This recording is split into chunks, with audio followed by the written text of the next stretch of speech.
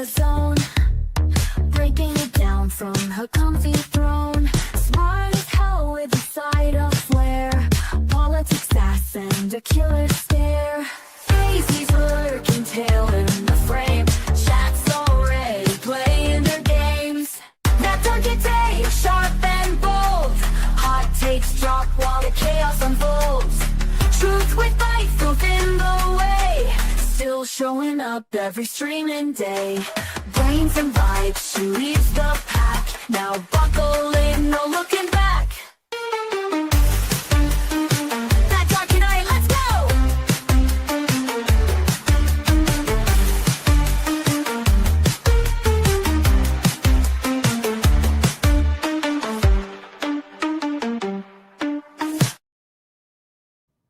Hello, hi everybody, it's me. Thank you for waiting. Thank you, Nick, for the raid.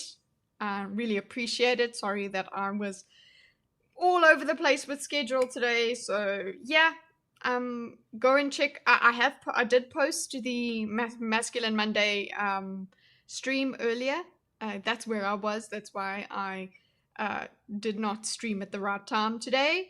Whatever, the point is, here we are, and I really had a good time on Mearsheimer Monday. I'm sorry, I really, it sticks with me because of, what's the name, the Monster Hunter. They use Mearsheimer Chef and Mearsheimer Chef.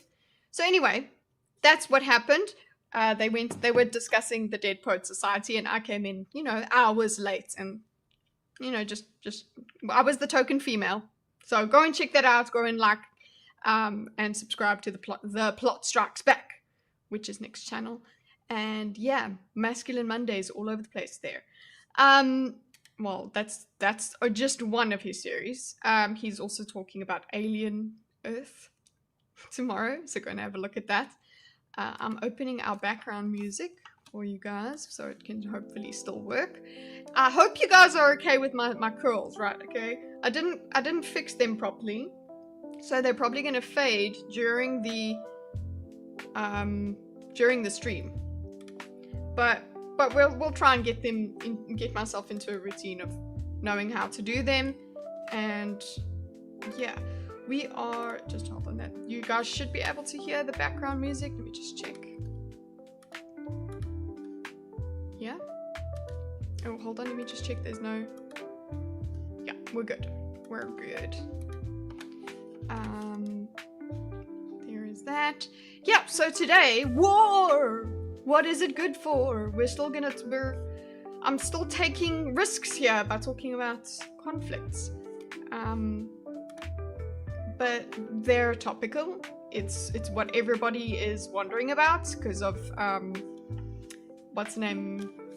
Because of our lovely leaders that are always looking out for the best. For us, right? Yes, America? Is that what Trump does for you? Anyway, so we had that meeting. Apparently the Zelensky meeting hasn't happened yet. If I go to my ground news, not a sponsor. Let me just check. There is, let me go Donald Trump. No, let's go to the top news. Zelensky, all we've got is Zelensky arrived. So he's arrived. We haven't had anything else going on there. On Monday, the leader of the Ukraine visits the White House for quickly arranged discussions with US President Donald Trump, along with prominent European officials. The meeting came shortly after Trump's discussion with President Vladimir Putin earlier that week and took place amid continuing Russian missile and drone assaults, including a fatal attack on Kharkiv late Sunday. So all of that meeting happened, but it's like they did not even pause. Russia did not even pause to think, obviously. I don't think he will agree to stop the war once the war is over. He is out. Who's this? Zelensky. So in order to hold on to power, he's just like, nah, just keep throwing bodies at it. Yeah, but there's other things at play there as well. I think it's just a very difficult situation to even try and stop the war, because people don't want him to give up that territory. Nobody would want him to give it up. I don't know. That's my opinion. I don't think he would want to give up the territory, because it seems like that's what people are. What I'm hearing a lot about this is, okay, so Ukraine's just got to give up the territory that is currently won by Russia, taken. So we just got to be happy with that and let everything freeze, and then we'll be good. We'll be okay, and then we'll have securities. But I don't think I don't know about Ukrainians wanting that. They would probably want to take it back. I don't know.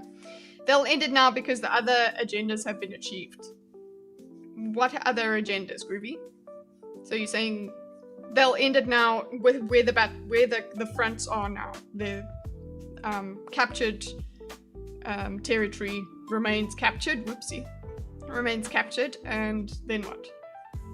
Then they do what's it? They need some sort of security, Ukraine, and I don't know who's going to give that to them.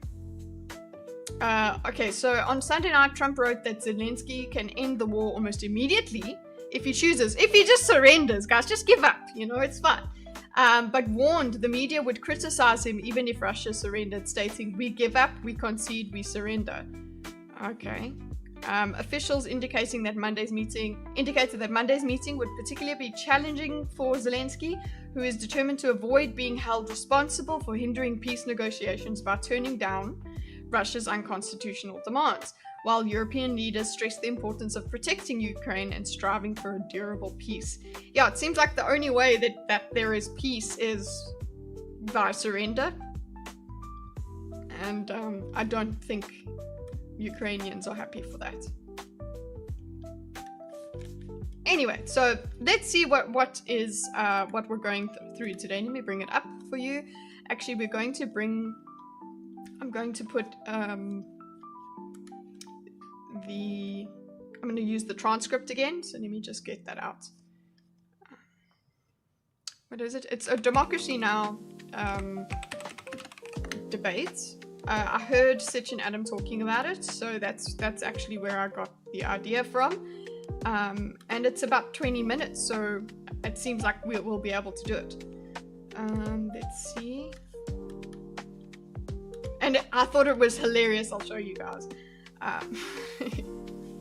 That basically one of the first frames that you get of this video is a moose. And Sitch and Adam were talking about a animatronic moose being sent to kill Putin. So okay, extract transcript. Let's bring it up.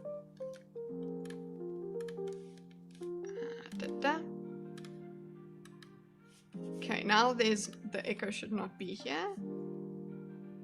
The mainly Russian people in those territories don't want Ukraine to recapture. That's what we're told, I suppose. Hey, Chris. But the Putin and Zelensky both knows neither side will take the stuff back, but it drain? What do you mean it drain? So let's bring this back here. No, not watch on YouTube. This is Democracy Now! Hold up. Go, and let me get audio back for you guys. There you go. So you should be able to hear it now. Democracy Now!, Democracy Now! You guys can hear it? .org, the War and Peace Report. I'm Amy Goodman in New York. Juan Gonzalez is in Chicago. President Trump and Russian President Vladimir Putin are meeting today in Alaska for a high-stakes summit. So there's a moose. Like, if you guys watched Sitch and Adam's coverage of the whole meeting and everything, you'll know that, okay, so the animatronic moose, this is actually why I chose it, because of the moose, actually. So yeah, that is the assassination plan, brought up by Sitch and Adam, is get an animatronic moose to attack Putin. It'll work. I'm just opening our X-Mind and everything. It's easy to see the territory gained and its peace. Well, yeah, that's the point, to get to peace. But it's like, do they want freedom or do they want peace? So there is that. Russia war, Russia, Ukraine.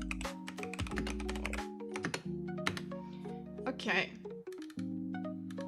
Let's get. I'm sorry, I'm just setting all this up. I thought people in the area was with Russia. Well, yeah, that's what we're told. I don't know if it's fog of war, if it's what do you call it? If it's Russia telling us this because Russia wants us to believe it, or if it's true. I don't know.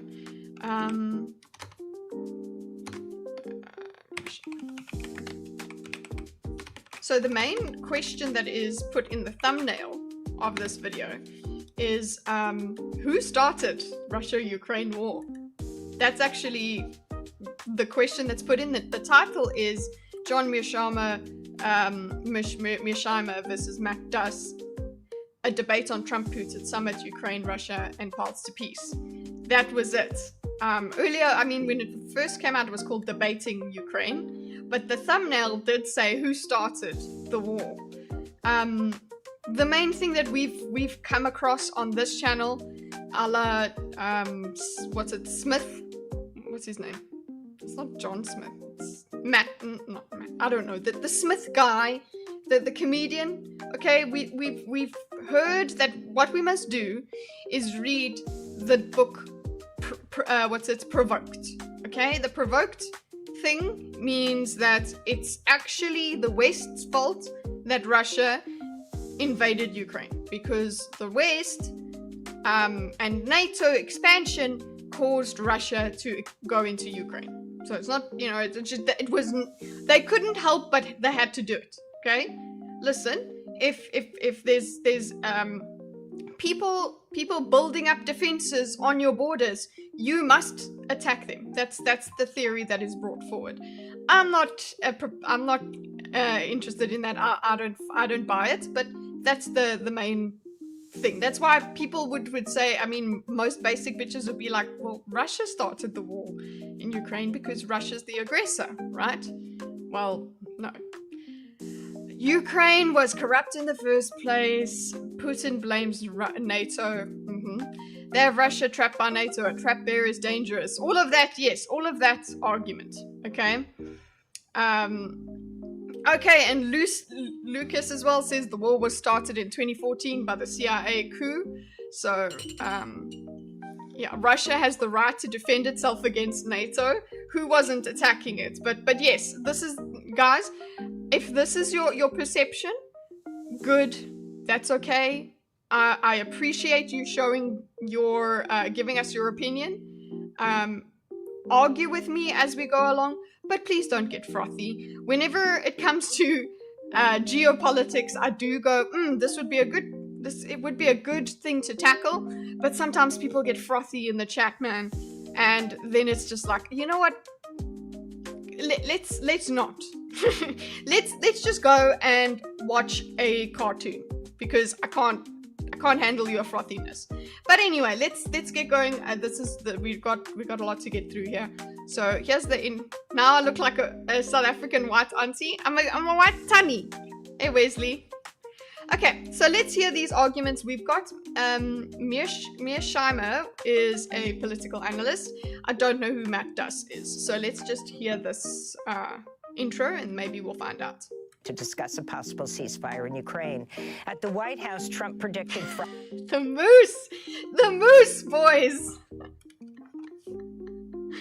Look at it. At the White House. Ah, that's the moose. It's the animatronic killer. Friday's summit could lead to a follow-up meeting that would include Ukraine. Yeah, it's not real. That doesn't look real. I think they were onto something. And President Volodymyr Zelensky. I think it's going to be a good meeting, but the more important meeting will be the second meeting that we'll have. Yeah, okay, so we are just running through the, what do you call it? The highlights of the last week. That's it. That's not a moose, that's lunch. I won't, but the idea is messy, basically. If you go back to Obama flubbed Ukraine, then Putin has the idea of fears NATO. It's the same thing. He invaded Georgia years ago. They wanted to join NATO. Yeah, whoever wants to join NATO is a threat. So, right. So, we have the any feedback you guys want to give on Trump. Yeah, Trump seems to not have been happy with the outcome of the meeting. He seemed rather upset afterwards, but he said he was going to be upset if there was no ceasefire afterwards. It's so funny. When I watched Sitch and Adams' coverage of this, they went over all these videos, and just the way everyone tries to spin it, like, oh no, we weren't supposed to get a ceasefire, but then Trump did say he would be upset if he didn't come away with a ceasefire. All of this stuff, it's fun politics stuff. Whatever you want to believe, you believe it, because that's how it works. We're going to have a meeting with President Putin, President Zelensky, myself, and maybe we'll bring some of the European leaders along, maybe not. I don't know that it's going to be very important. We're going to see what happens. Did he just talk shit about the Europeans? I don't know. I don't know if we need the European leaders there. I don't know what's good they'll do, but whatever. And, I think President Putin will make peace. I think President Zelensky will make peace. We'll see if they can I think they'll make peace. This is something that Sitch and Adams spoke about Trump just speaking. Trump is like the major manifest guy, where he just says stuff, okay? And he hopes that it comes true. Not hopes, he expects it to come true, okay? It's not like, oh, I'm gonna say my prayers. No, he's like, if I just say it enough, it will happen. You guys saw this with the Epstein files. He's just like, oh, no, we don't care about that anymore. He thought that he could just say, nobody cares about that anymore. Nobody wants, he thinks he can just use those words and everybody will. You know, you're right, Trump. We don't care. That was hilarious, because there's no way that worked. So, good for you. go along, and if they can, it'll be great. On Wednesday, Trump warned Russia would face very severe consequences if Putin doesn't agree to a ceasefire deal. Meanwhile, Zelensky's rejected proposals for Ukraine to give up territory in the Donbass region as part of a ceasefire. Yeah, he's rejected those things. So it's like, well, okay, we're just going to continue fighting indefinitely. And I suppose people give him motives there that he loses power if he surrenders. Does he want to be the guy known for surrender, though? Are Ukrainians the ones that want to surrender? You know, as well. Like, what do the people want for themselves? I don't know. Today's summit is taking place in Alaska, which the United States purchased from Russia in 1867. The meeting 1867, yes, of course, that is what Putin focused on in his speech. Is like, you know, there's historical ties and blah, blah, blah between the two. marks Putin's first visit to the United States since 2015, when he met with President Obama during the United Nations General Assembly. So if you guys weren't at the Sitch and Adams stream, they spoke about whether this was a body double or not. If you guys have any opinions about that, please share them. Sitch said no, there is no, this isn't a body double.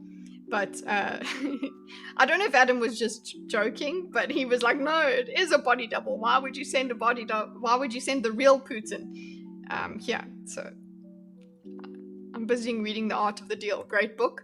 So now one of I'm just taking a lot of the feedback, that a lot of the discussion from Sitch and Adam's stream. One of the things that they discussed about Trump, and which I agreed on, about Trump's nature in deal making and things like that, is he often actually held the cards. He actually did have all the power, and that helped him. So I don't know if that's in there, Matthew. What does he talk about? Not having the power and bluffing, and just having to sell ideas to people, and that's as much as he's had to do with creating deals, right? And he's trying to apply that here with geopolitics, and it seems like it's not working. First of all, because he doesn't actually hold the cards. As much as everyone's like, yeah, you know, we've got the American military and we are the superpower, he actually can't use the American superpower. He can't use it because he will then be criticized for starting a war. Okay, you could try and spin it as a repercussions and consequences for Russia and all of that, but people would criticize him for essentially starting World War III by attacking Russia. So the best thing he has to do is, I'll put some sanctions on Russia and I'll try and convince Russia and Ukraine to be friends. That's as far as he can go, but he actually really doesn't have this threat to play. He actually can't do it. Even he could technically, but he wouldn't. Sitch and Adam have some serious Russia derangement syndrome. Sitch especially. What do you mean by that, Jared? That they think Russia bad? Are you special needs? Because I need you in a special way. What's up, Artoria? Lovely entrance line there. A fake Trump robot could have walked out to greet Putin and exploded. Yeah, why not? Yes, it's in the book. What he would do is he would make his first offer way above, okay, what he actually wanted. Then let the counter drop to that minimum. If not, no deal. So, okay, so does he have a hard line, Matthew, as well? Like, there is a point at which he walks away. He says this to the press before the meeting, and it seems like he's trying to say this to make everybody aware. Look, Trump can walk away. You know, that's his threat. That I won't negotiate anymore. Which, yeah, okay, that's a little bit of a threat. Yeah, you can, that can be bad for Russia, and Ukraine, but at the same time, then it's like, fine, we'll continue our war. Okay, and what's Russia gonna do? Russia's gonna be like, oh, okay, so you're walking away. Are you going to continue supporting Ukraine with weapons? No? Oh no, you're not gonna support Ukraine anymore. Whatever shall I do? Win the war? Starting a war, worse than letting a war happen, depends on the war. You know what? I really don't know. But it's so, that's thank you, Lucas, for subscribing. Welcome to the colony. This question is really great, but you know what it makes me realize? Just how annoying, how pointless war is. Okay? Yeah. Okay, if we don't war, then people die. If we do war, people die. It's actually like there is too much. Yeah, it seems like we're screwed either way. Trump is a hard ass. Russia bad. Russia is much weaker than it, and the West is much more stronger, particularly Europe. Well, okay, that you. So, are you a Russia good person, Jared? Are you a pro-Russia man? Russia is good because Russia is not the West. I'm just asking because that there is a configuration of opinions that have that, and it's interesting to no, both bad. Okay, so you just fuck everyone, hate everyone. No, I'm not a discrimination specialist. Yeah, want to come on the show this week? I actually can do weird hours this week, so let's do it. It would be, would it? Okay, just DM me, we'll speak later. I promise. I will even, look, I will put a mark on my thumb for it. It would be like, I'm just thinking of the time, okay? Like Friday? No, it can't be Friday. It can be any time until Thursday. That's it.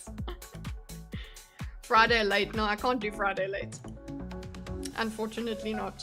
So during the week, yes, but no. So you make time for me, MSK. Trump and Putin last met in 2019 at the G20 in Japan. Today's summit's taking place even though there's an outstanding warrant from the International Criminal Court seeking Putin's arrest for war crimes involving the unlawful transfer of children from occupied areas of Ukraine. Neither Russia nor the U.S. is a party to the Rome Statute that established the ICC. Oh, wow. I did not know that. I guess I could have assumed it. but I didn't know that. Comes as Russian forces claim to have captured 2 more settlements in Ukraine's eastern Donbas region. While No, they are not stopping. If the States backs out, do we take our missiles with us? Ukraine can't use them without our satellites, after all. That's the thing. Yeah, nobody would be. If you back out, Ukraine can't use them. Russia gets Ukraine. Russia is powerful. Woo!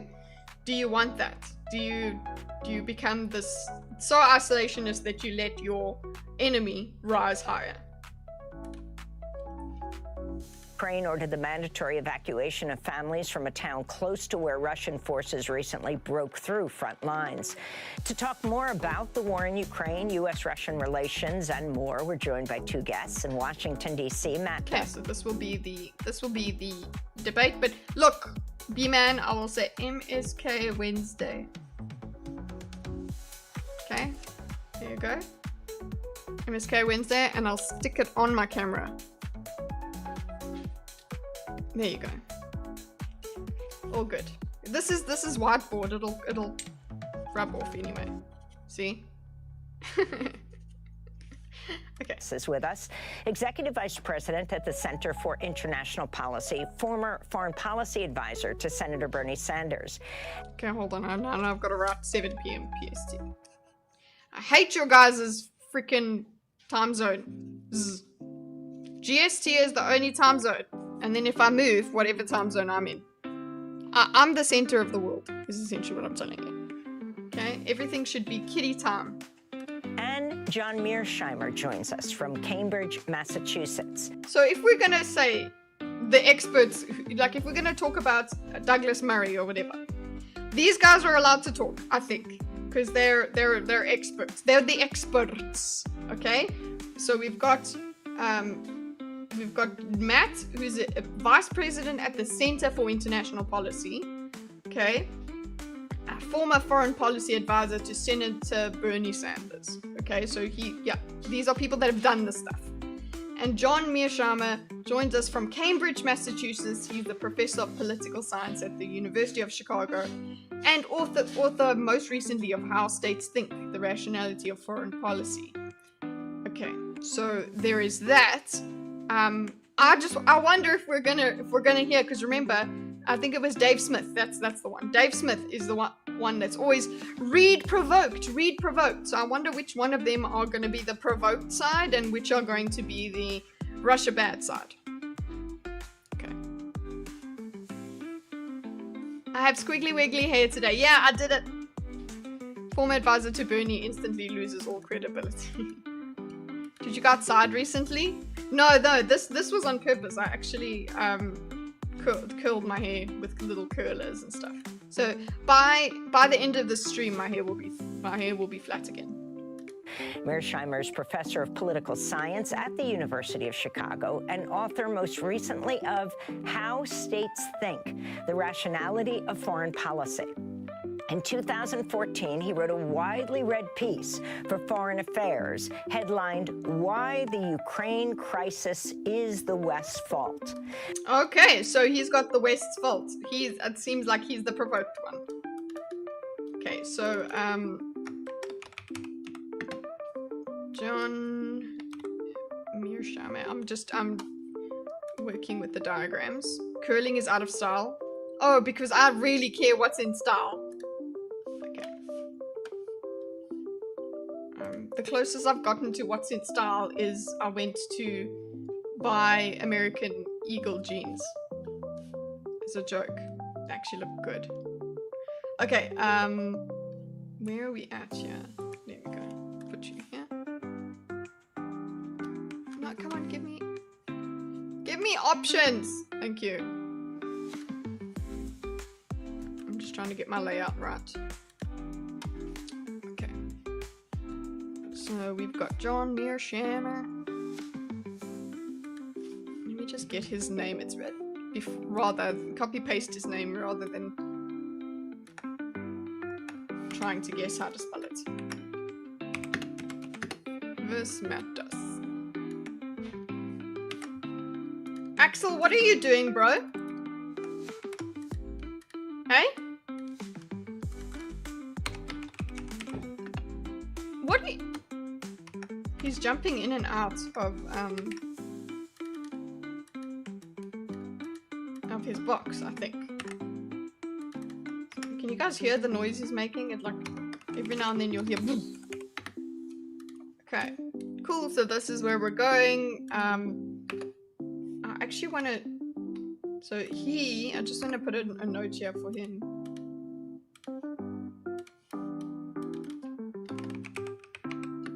What's author of The Rationality of States? Hi, Swift Justice. Thank you for the follow. Olo, new hairstyle. Hey, 144. It's not a permanent one. It's just for today. As soon as I lie down or... Yeah, just time. My hair is dead straight. It will find its way back. Author of the... What? Rationality of States. Oh, it's Daisy. Guys, it's Daisy. Daisy! Yeah, so there's that. That's what's making all the noise. I don't know either of these dudes. Are they from Europe? No, they're actually from America. They're sorry, Rationality. Okay, there's that, and he is he's political science guy. University of what is it? Chicago. What was the? Sorry, there it is. So that you can go back. I'll get you when she's giving a little bit of an intro for them. Well, Professor Mearsheimer, the Ukraine crisis piece for Foreign Affairs, headlined 2014. He wrote a book, The Rationality of Foreign Policy. Of Professor of Political Science at the University of Chicago, and author most recently of How States Think, The Rationality of Foreign Policy. Okay, how states, sorry, The Rationality of States. How States Think.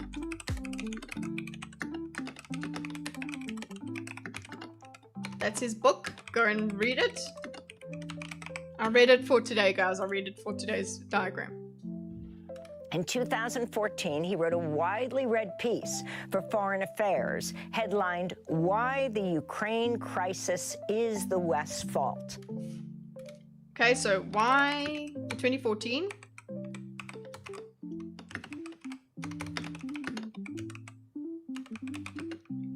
Crisis is the West's fault. Okay, so I guess we're gonna figure out that's what his side is, or has he changed his mind? What we don't know. Well, Professor Mearsheimer, let's begin with you. Talk about what's happening today in Alaska, and what your view is of Trump's relationship with Putin and Zelensky, and what needs to happen now. Okay, so we haven't gotten to a debate point yet, but it's just, you know, they're gonna give their opinions and then maybe disagree. That's why it's called debating. So her question, let's just get it from here. Talk about what's happening today. So talk about the meeting. Wait, let's say question to Mearsheimer. Okay, talk about the meeting. Okay, and then what needs to happen? Or relationship. It's just a prompt, really. Putin, Trump and Putin. Okay, let's see if he answers the question or if he just goes into showing getting his argument out, because he's just got to let everybody know what he's thinking. I suppose we should put what is her name? I'll just put moderator for a sec. Okay, she's the moderator. Right. Political science professor from Chicago. Lots of words just to say communist. Let's see, Krovak. My hair sounds like it's anti-woke. Yeah. It's doing conversion therapy on itself as we speak. Okay. What happened to the audio? Very very much wants a peace agreement. He wants to shut down the Ukraine war. Why was there? It was muted, guys. That was muted. It wasn't me. But the fact is that he Amy Goodman, thank you.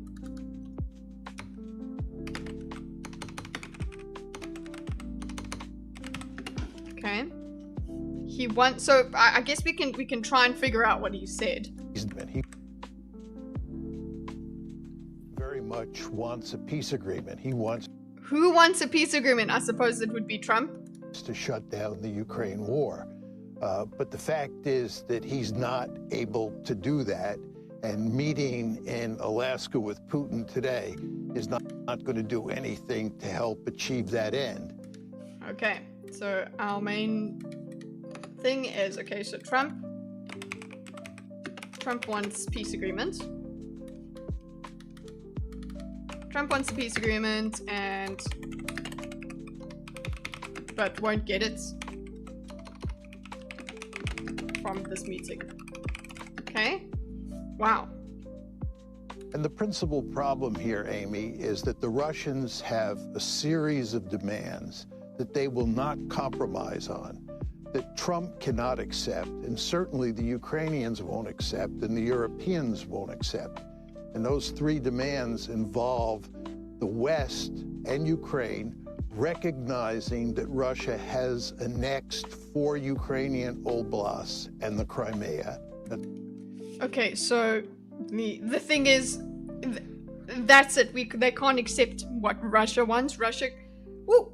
Hey, Indian Jesus, loved your coverage of my mini debate with Rachel Wilson. There's 2 others with Andrew. Ooh, please do. I will look into them. Are they on your channel? Have you spoken about them, or is it on the same channel there? I would like to see you in more action. Thanks, Indian Jesus. We're hoping to finish this one today. So, I mean, I might even do it this week. What do you debate with Andrew? Is it on the Crucible? On his channel? So, anyway, thank you so much for the super chat. Really appreciate it. Pro-Russia. Hey, guys, so are you pro-Russia or pro-Ukraine? You know what? I'm anti-war. But I think I land more on the side of let's not bully Ukraine, Russia, okay? Let's not do that. Russia has the power in this situation and Ukraine refuses to give any concessions. It feels like they're trying to guilt other nations into saving their country. That's the thing, I think Russia is the big boy here. They hold all the cards. They're on the Modern Day Debate channel. I do have playlists of my full debates on channels though. Okay, cool. Go and check that out. Indian Jesus. Playlist. Yeah, I am no debater, but I do enjoy watching debates and breaking them apart. So, guys, if you want to go and experience debates and discussions, go to the Indian and sub to the Indian Jesus. Pro user. You're pro user? Oh, USSR. Sorry, I thought that was an E. Oh, you're pro USSR. That's great. Great for you. I guess I like Soviet genes. Does that count? Do those still exist? Like, honestly, the best jeans that I ever wore were Soviet jeans. Okay. That's number one. Number two is the Russians insist that Ukraine be a neutral state. Okay, hold up. So we've got the demands, right? Demands from Russia. Can't be accepted. Oh, sorry, I'll put them in here. That can't be accepted by Trump, Ukraine, or Europe. Okay, so it can't be, these demands will not be accepted. I'm anti-war. Me too! Oh my god, yeah, I know, it's a hot take, right? Okay, so, let's see. But like, so yeah, but how do we, so one of the questions earlier, how do we, it seems like you have to have more war to stop killing. It's annoying, because it's like, okay, so do you allow a war to continue indefinitely until just everyone runs out, everyone just dies? Or do you create more war to stop a war? As in, say, America coming in and taking charge. Okay, because that's the thing. It's supposed to be America slaps everybody around. Their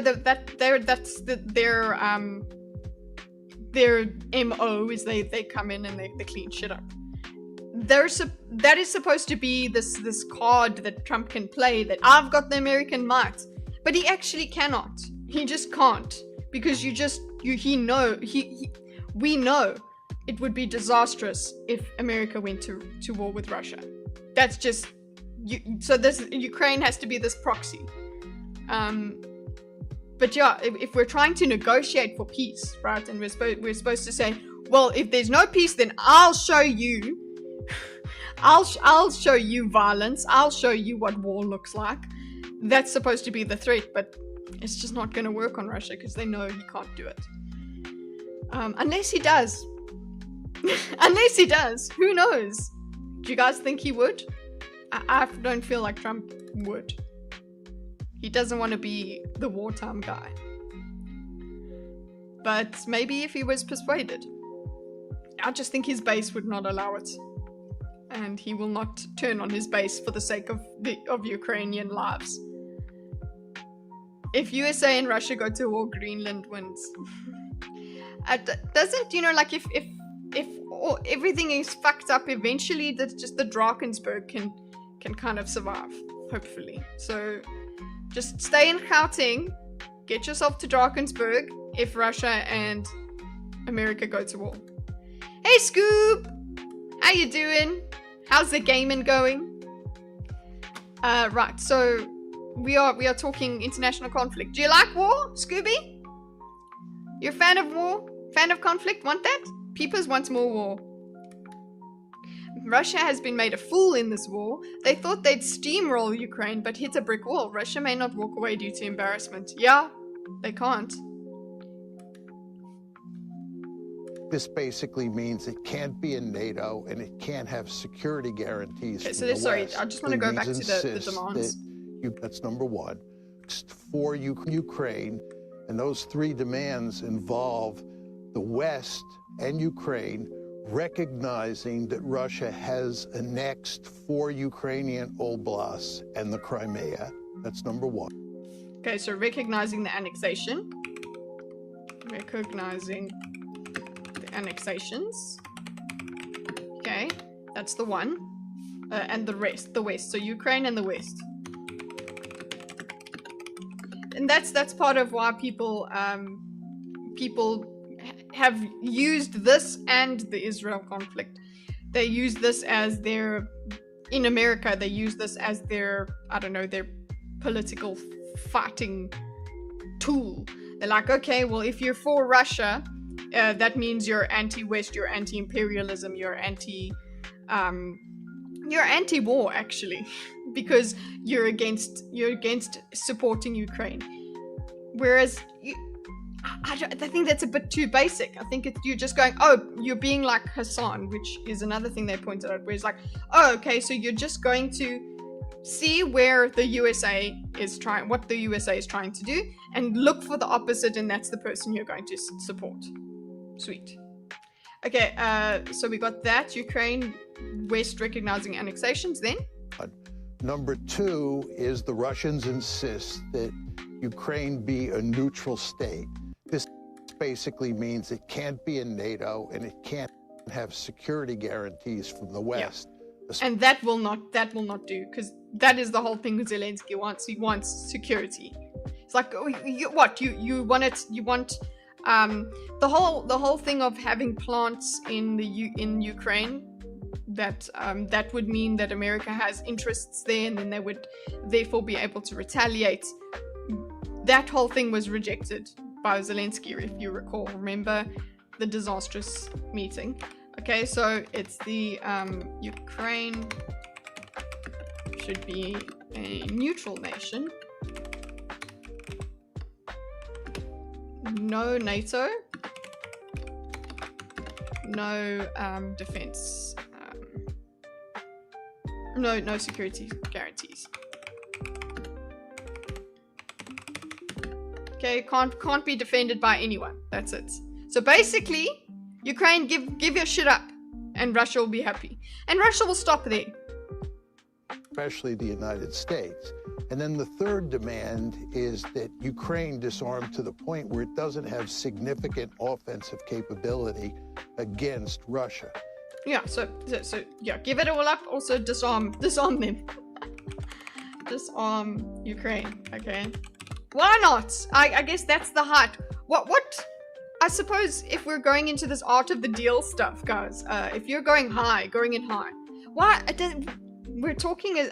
That's a silly. I've just realized that's a silly way to think about it, because they are in power. They can ask for whatever the fuck they want.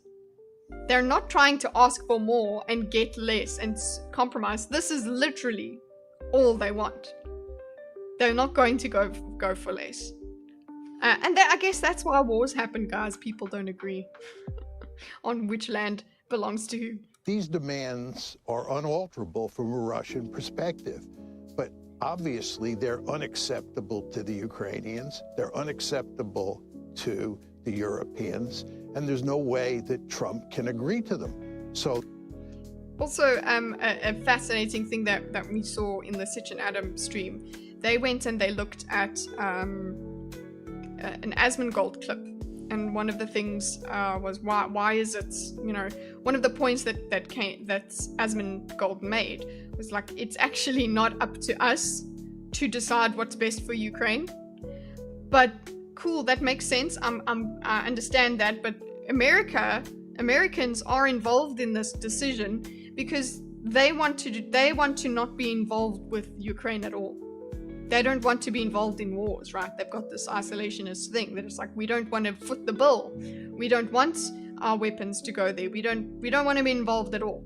But unfortunately, you can't do that because Russia. You would have to accept Russia doing whatever the fuck it wants as well. So yes, while it is up to the Ukrainians whether they continue warring or not, you're also then beholden to their decision as Americans. Nothing will ever be good enough for Zelensky. Well, nothing will be good enough for Putin either. Well, I suppose no, that's not true. He wants that. He wants Ukraine. Disarming Ukraine will never be agreed to by Russia. By Zelensky. Russia has already shown they will break any agreements made. Yeah, that's the thing. He's saying this. This is what he's saying. These are these demands, right? This is what Russia wants, and America is not going to agree to it, and Zelensky is not going to agree to it. And not just Zelensky, Ukrainians. He words it Ukrainians. This is apparently quite the attitude. It's like, fuck the Russians, essentially. There'll be a lot of talking today about a lot of issues. But they're not like, oh, I would like to live, so let's stop. They're like, they're still in that phase of just no, don't surrender. I find it hard to imagine you're going to make any progress towards an agreement. A lot of issues that Trump can agree to them. So there'll be a lot of talking today about a lot of issues, but I find it hard to imagine you're going to make any progress towards an agreement. Yeah, there's no agreement that can be made here. All of these things can't be accepted. Pretty gloomy. What do we do then? You know, my question is, okay, so what happens next? Do we just continue fighting indefinitely until someone runs out of young men to throw? Someone runs out of you know, places to bomb? What happens? And Professor Mearsheimer, the mere fact that this summit is between Trump and Putin, doesn't that in effect reinforce the perspective of some that this has essentially been a proxy war between the United States and Russia from the beginning? Okay, this is an interesting question. I've got that. That's the opening, so I'll put it as a separate, because we're doing major topics are circles like this, and we are creating a timeline of the discussion. Not just, sometimes a mind map works, but I'm using a timeline here because supposedly we're going to get into a debate kind of thing where we can refer back to points made previously. The diagrams, thanks, Kitty. Yes, we're diagramming a discussion about war. So we've got a related question, I suppose. This meeting between between Putin and Trump indicates as an indicator. Basically, this prompt is, hey, is it a proxy war between Russia and America? That was one of the first takes and first things I learned about this conflict. It was like, well, this is what's happening. America can't directly attack, so this is how they would operate. It was one of the, I think it was coming from the America bad people, because it's just, oh look, America getting involved in another war because it's a way for them to actually engage enemies that they wouldn't directly engage. Trump as an indicator of proxy war.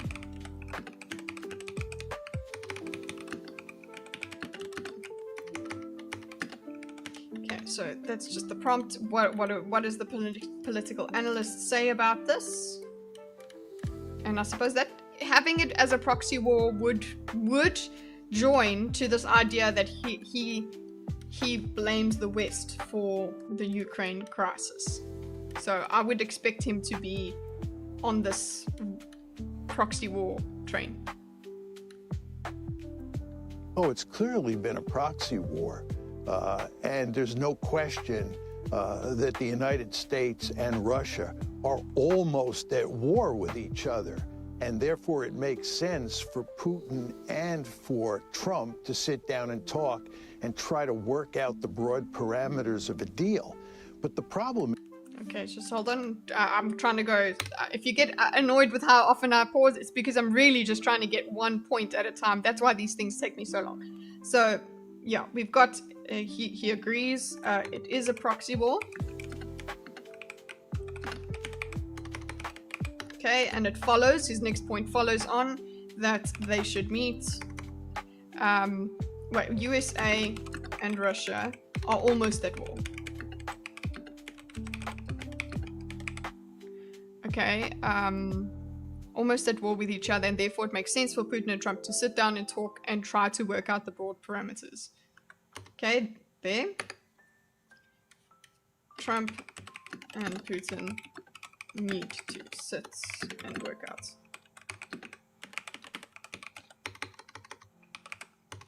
So people, when we're talking about these parameters, right, that he says, yeah, that brings in that idea of the red line. You know, well, what is his red line? What is Trump's red line? Trump keeps letting Putin go over the red line and nothing happens. Well, do you want something to happen if the line is crossed? Like, what line needs to be crossed in order for that to all out happen? That's a bit scary, because then you start thinking of false flags and things like that having to occur to just pull the trigger on this conflict between these two superpowers.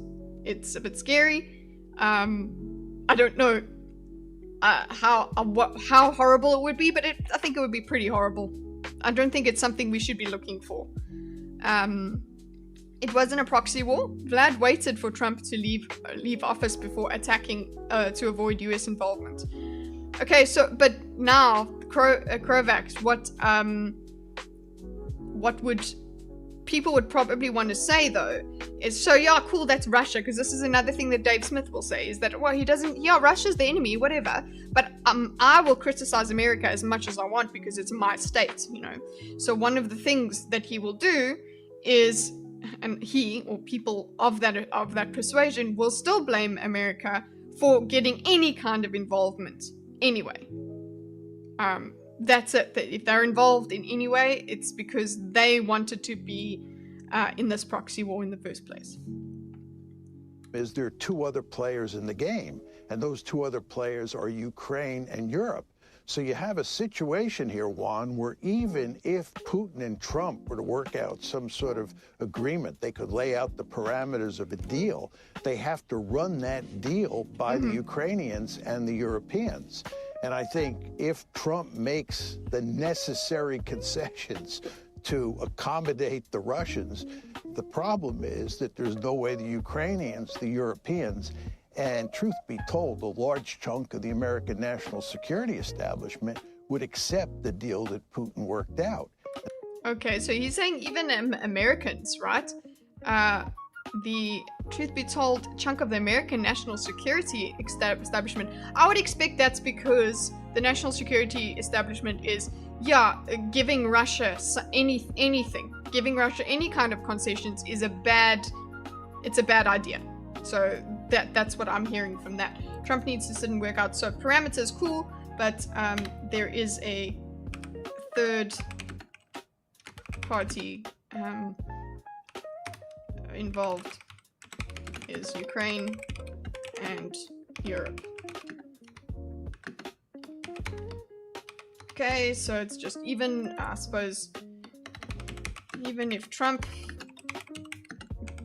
gives concessions, Ukraine, it's basically the same message, it's just different configuration, the same message as he started off with, which is there is no making a deal here. Because even if Trump said, cool, you can have all of these things, Ukraine and Europe would say no. Okay, so even if Trump wants to give the concessions so he gets peace, because Trump just wants the Nobel Peace Prize, remember, right? He just wants to say he ended the war, and he wants to take all the credit that he finished this conflict. It's like, yeah, you finished it because you told Ukraine to surrender, essentially. That you said, hey, Ukraine, sorry, time's up. We're gonna have to let you have it. Well, let Russia have you. Even if Trump gives concessions, Ukraine wouldn't agree. And also, and significance and national security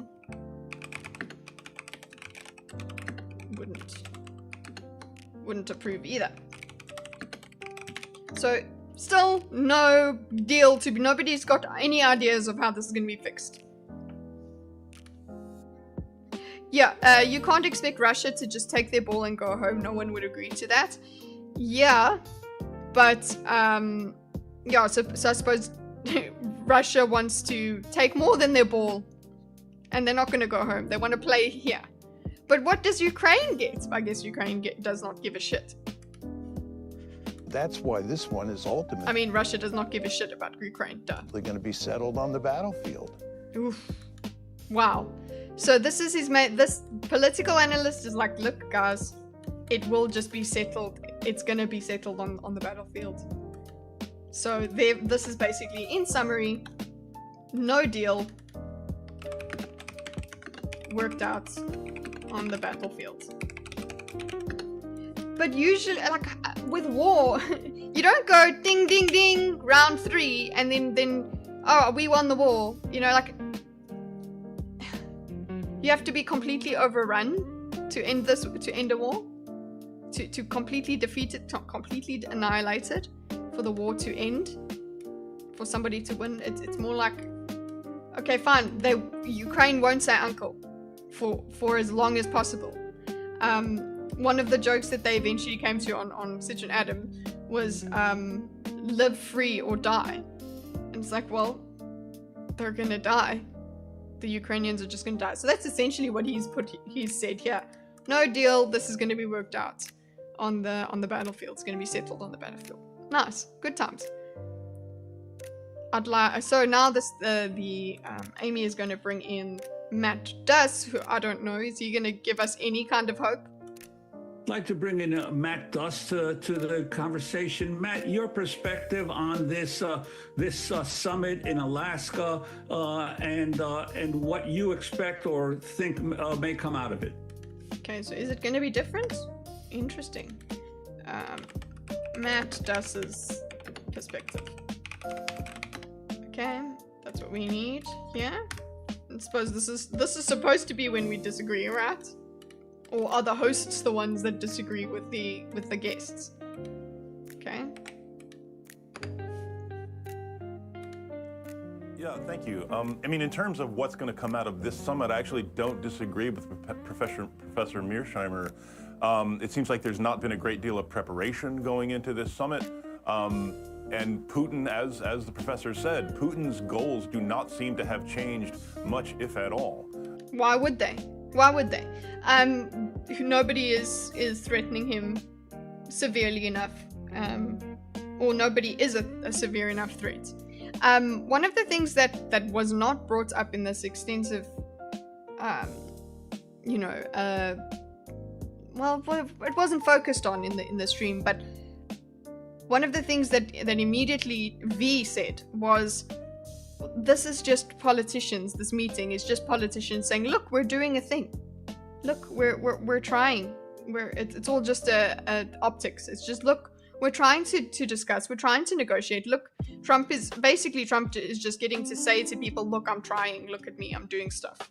And then I suppose Putin gets to also do that and be like, look, you see, I tried. And it's the Ukrainians. The Ukrainians just can't accept. It's just such a tragedy.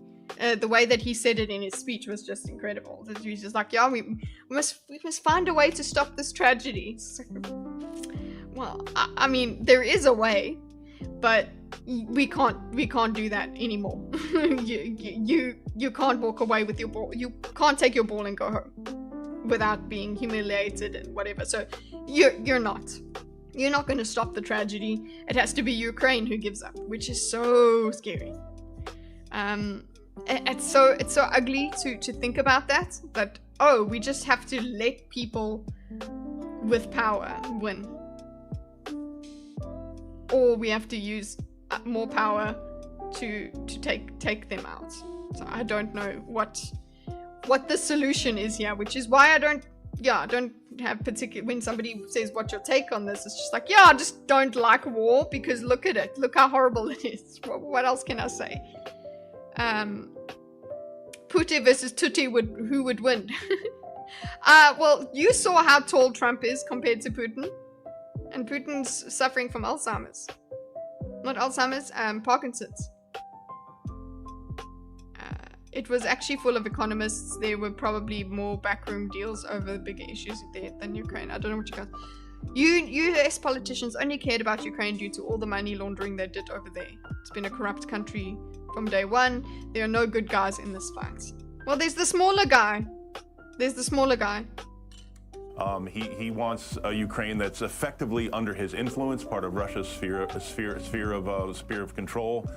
That's not something the Ukrainians are going to agree with. I think we can imagine a possible resolution to this in which Russia retains control of parts of Ukraine. I think there is some evidence that Ukrainians themselves would settle for that if it... Okay. So he's saying there is some evidence that Ukrainians would settle for that. I think if it's up to them. Let them say, look, do we want to fight this or not? Do we want to just surrender? Fucking hell, fine, I'll speak Russian. Essentially, like, that would be one way to do it. So he agrees. Sorry, I'm just going to put his comments in. Agrees with Mearsheimer. I'm just going to put them with M. Putin's demands have not changed. Will not accept once Ukraine under Russian control. But this whole, disarming Ukraine, all of that stuff is insane. That's proper surrender. It's lock them up, boys. It really ended the war, and I think that's the key question here. Can we get an agreement that ends the war, not just temporarily, but in the long term? And I don't know about the long term. Temporarily or long term, can you get an agreement? An agreement is, you won the war, Russia, well done. But would Russia wants more, right? Russia wants the whole of Ukraine. Am I being silly asking that question? It's not like they're like, we just want this little portion over here. They want Ukraine. Ukraine's got to be part of it. So they want the whole thing. That they want disarm Ukraine, all of that stuff. Here. So yeah, want Ukraine under Russian control. Is there a possibility of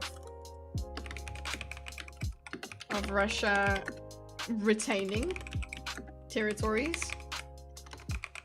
It currently has. But that's another thing. Okay, fine, you give these territories over to Russia. Does that mean Russia will just be like, oh yay, okay, cool, we got enough, guys, but that's enough. Cool, we good. And then we stop? Is that it? Is Russia just gonna stop? It's gonna be like, you know what, you're right, guys. At least I got this concession prize. And yeah, then the question is it temporary?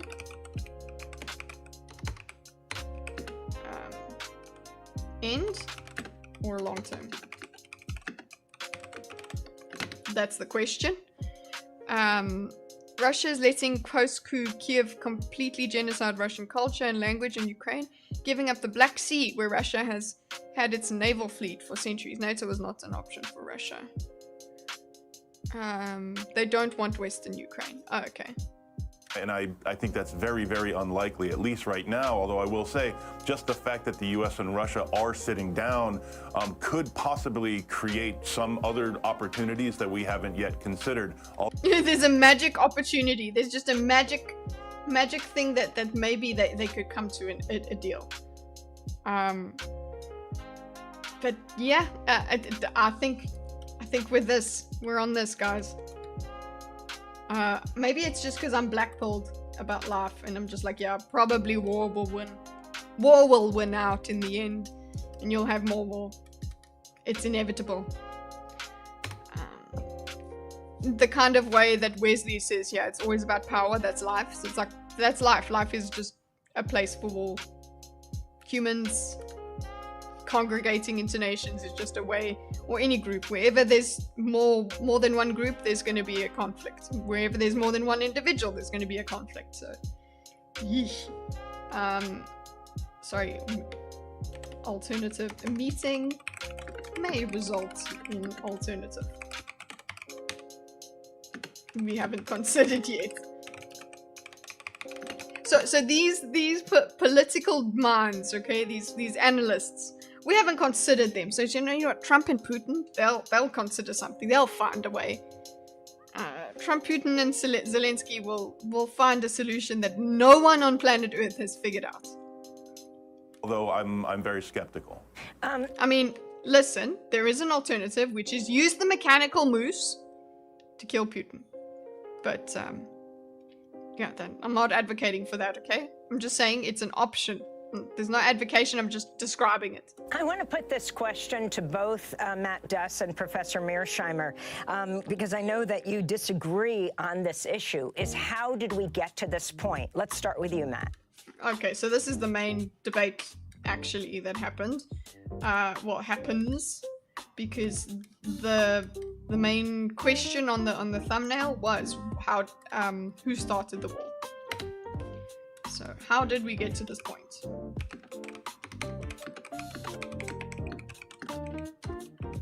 So I'm just gonna put here who started it.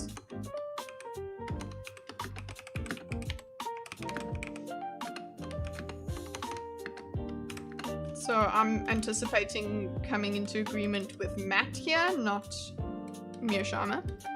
Let's see. So she said, an agreement ends. Sorry, how did we get here? You're not. What are you at?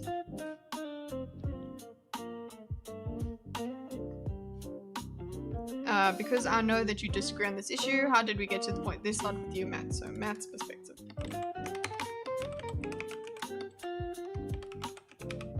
Matt's answer. Okay, we'll do that.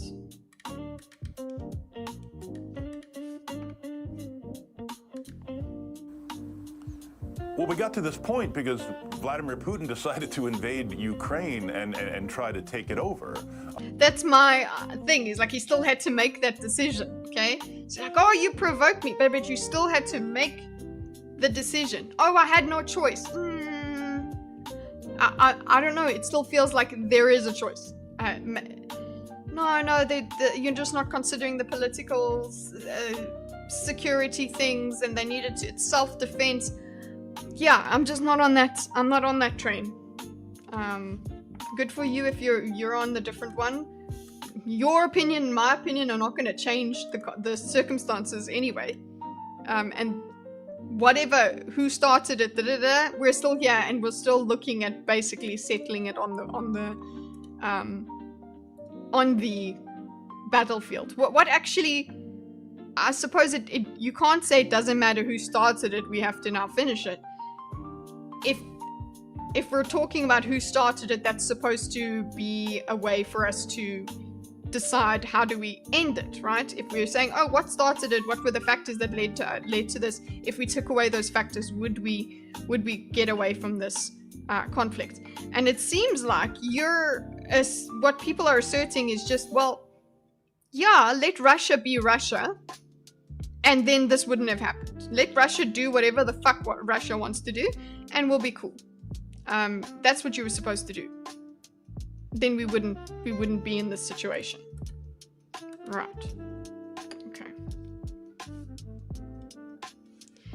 You're black bull, so believe in looks maxing too. Your genes are too good to be black. No, politics black pills anyone, guys. Any kind of, like, I'm not a political mind, but just looking at what happens in the world, you're like, wow, whew, it's heavy. There's a longer history there, of course. I mean, well, we got to this point because Vladimir Putin decided to invade Ukraine and try to take it over. Okay. Putin invaded Ukraine and tried to take it over. Okay, but then he's gonna go, there is a history. True, but USA does whatever they want. Zelensky also refused peace in 2022.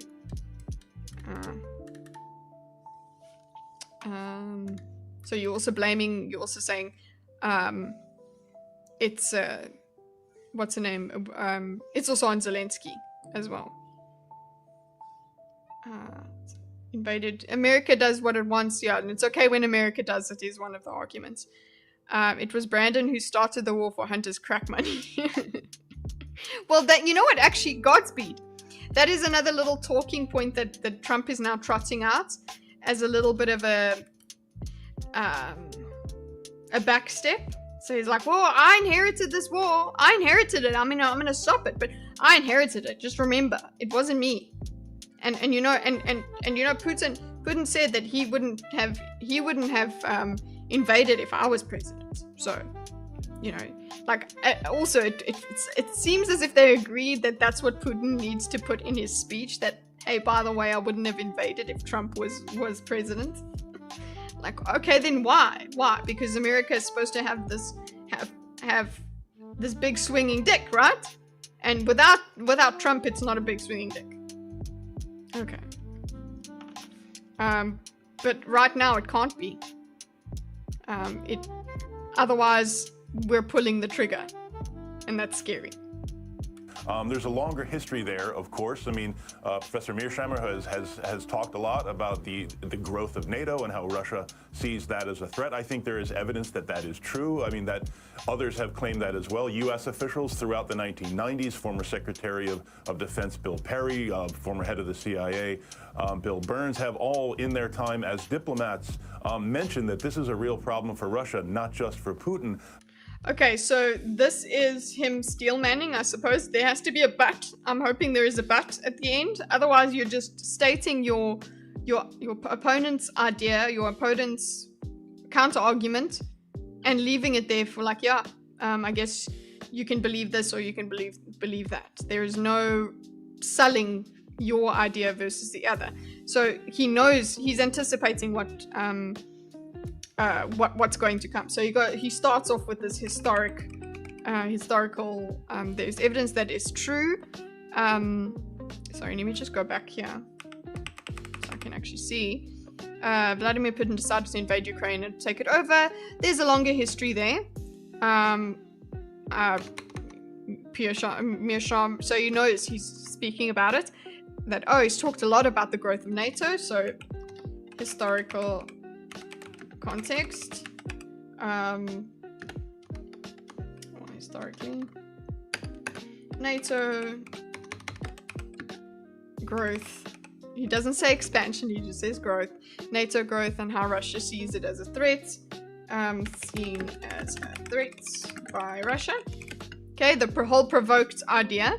Okay, I think there is evidence that this is true. I mean, the others have claimed that as well. Okay, so who's claimed that? He says evidence that that's true.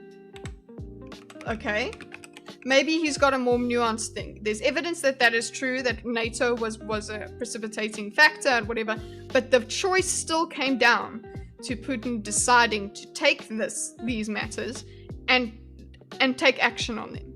Okay, that's maybe where he's going to land. Evidence that it's true. And then he also has diplomats, people that have diplomats, US officials. Bill Perry. Bill Perry is Secretary of Defense. And we've got Bill Burns, CIA, head. All have their times. Diplomats has mentioned that this is a real problem for Russia. A real problem for Russia, not just Putin. So it's not just Putin, being an evil man. It's about Russia itself. However, that does not explain. Okay, so I was expecting a however, and I'm glad we've got it, because yeah, he's giving credence to this, but he's saying that does not change his mind. Okay, so however, okay, let's go here. Actually, let's counter. Well, arguments. I'll say Mearsheimer argument. M's argument. Anticipated. Okay. And then he's like, well, however. Let's see. That this is a real problem for Russia, not just for Putin. However, that does not explain the entire problem. NATO alone was not the cause of this war. Putin himself has made clear very... Okay, hold on. NATO alone is not the start of this war. Reason for the war. Putin himself. What does Putin himself say? Various times, most notably in a speech that he gave in June 2021, of his much grander vision of a kind of restored Russian imperium in which Ukraine was a part. So I think the growth of NATO, again, is part of Russia's larger grievance, but I do think Putin has made clear that he has a pretty grandiose historical concept. Sorry, thank you for the follow. Chaos ZA, another ZA streamer. Hi. How you doing? Thank you for the follow over on Twitch. So we've got Putin himself doing that. This is something also cited when we've gone through Dave Smith discussions and things like that, where it's like Putin himself said this. So it seems like actually he used this as an excuse. He's got this idea, this personal idea of what Russia's got to be and what he wants to make Russia into. And the legacy he wants to have. This is often spoken about, but he uses NATO and all of that kind of stuff as just a launching pad for fun. You guys, this is something I can say if you want to know why I attacked Ukraine. But it's like, no, actually, this individual person, Putin himself, says in 2021. Russia's imperium includes Ukraine.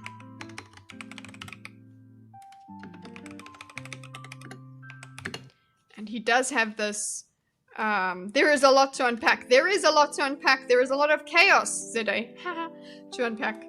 And I don't, yeah, sure, there's a lot to unpack, but I don't know if we have answers at the end of the day. We just have more questions. Of what he sees as a kind of renewed Russian empire that is simply not consistent, certainly with Ukraine's own sovereignty and independence, and I don't think it's consistent with it. And a dance sentence. thank you for the subscription. You're for mega. Do you ever diagram religious or flat earth debates or things like that? Lol cow, actually a flat earth one is, I'm supposed to do conspiracy theories. So, I mean, we could do a flat earth debate. Like, you know, the format of debates, but another thing that I was going to do at some stage is, because there's debate diagram and there's diagram everything. So diagram everything would be, say, a flat earther giving their reasons for agreeing. We would diagram that. But yeah, flat earth silly debates absolutely on the table. It's just these political ones are definitely something that I have to talk about. They're very high energy, whereas silly debates, it's a nice break, I suppose. We used to call them palate cleansers, where we could go over a debate about movies or something like that. I thought I subbed a long time ago. Maybe you got unsubbed by the YouTube overlords. Thank you for subbing. It's not. I know it's not the topic, but just curious. Do you care for U.S. politics? I do. I do care for U.S. politics because, you know, U.S. sneezes and the rest of the world gets the cold. So, you gotta care about U.S. politics, and it's crazy. It's crazy. I mean, South African politics is great. It's frustrating. I can go into it a little bit, but yeah, politics itself is fascinating. I wouldn't call myself a political person, but I like looking at politics because of the humanity and the behavior involved, the extrapolated human behavior that happens. I remember following flat earth discussions around the end of 2024 when a couple of normal people and flat earthers got a trip to Antarctica via millionaires' generosity. Did they do it? Did they land up doing it, Soranos? I remember that being spoken about, that it was going to happen, but that's it. Where would you say you are politically? Don't have to label yourself. I'm pretty liberal, in the old sense. That is just live and let live kind of thinking. That's where I'm at. But when it comes to America, what America has done is try and put me into this box of, like, American politics would land me into some sort of conservative box, actually, just because I'm not far left enough. So, but I think that's happened across the whole world. That the left went so far left that normal people seem like they're right wing. So yeah, I'm a centrist. I know the fence sitter is one of the things. So yeah, where are you on Ethoslav? Where are you at? Are you a conservative? Are you a liberal? Labels, they do help us a little bit. But yeah, it should come to a case-by-case basis. What do you think of abortion? What do you think of marriage? What do you think of all those? Eventually, you have to get down to specific issues with a person to really find out what their opinions are. Flat earthers were unconvinced in the face of the most obvious evidence ever of 24-hour sun, but fact were never oh my god, Cyrnos! What? How have we not discussed this? So they actually they still were not convinced. That's beautiful. That is incredible. Please tell me they were paid to say that, though. Come on.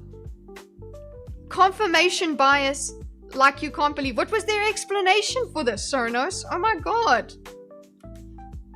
Do you think it's just for leftists like communists that would label you conservative or even regular Democrats? I think it's leftists and communists. They would think that I'm conservative. Because I'm okay with gender roles. You know, I'm okay with men being men and women being women. And that sends off their triggers that says, oh no, she must be a transphobe, she must be a this and that. All of that. That's what they would do. I like the flat earth theory, it's fun. Yes, it's fun, but you don't have to believe in it. Well, I think one of the two flat earthers actually changed his mind. Well done. Would a liberal consider me liberal if I had to guess? Yeah, they would find me.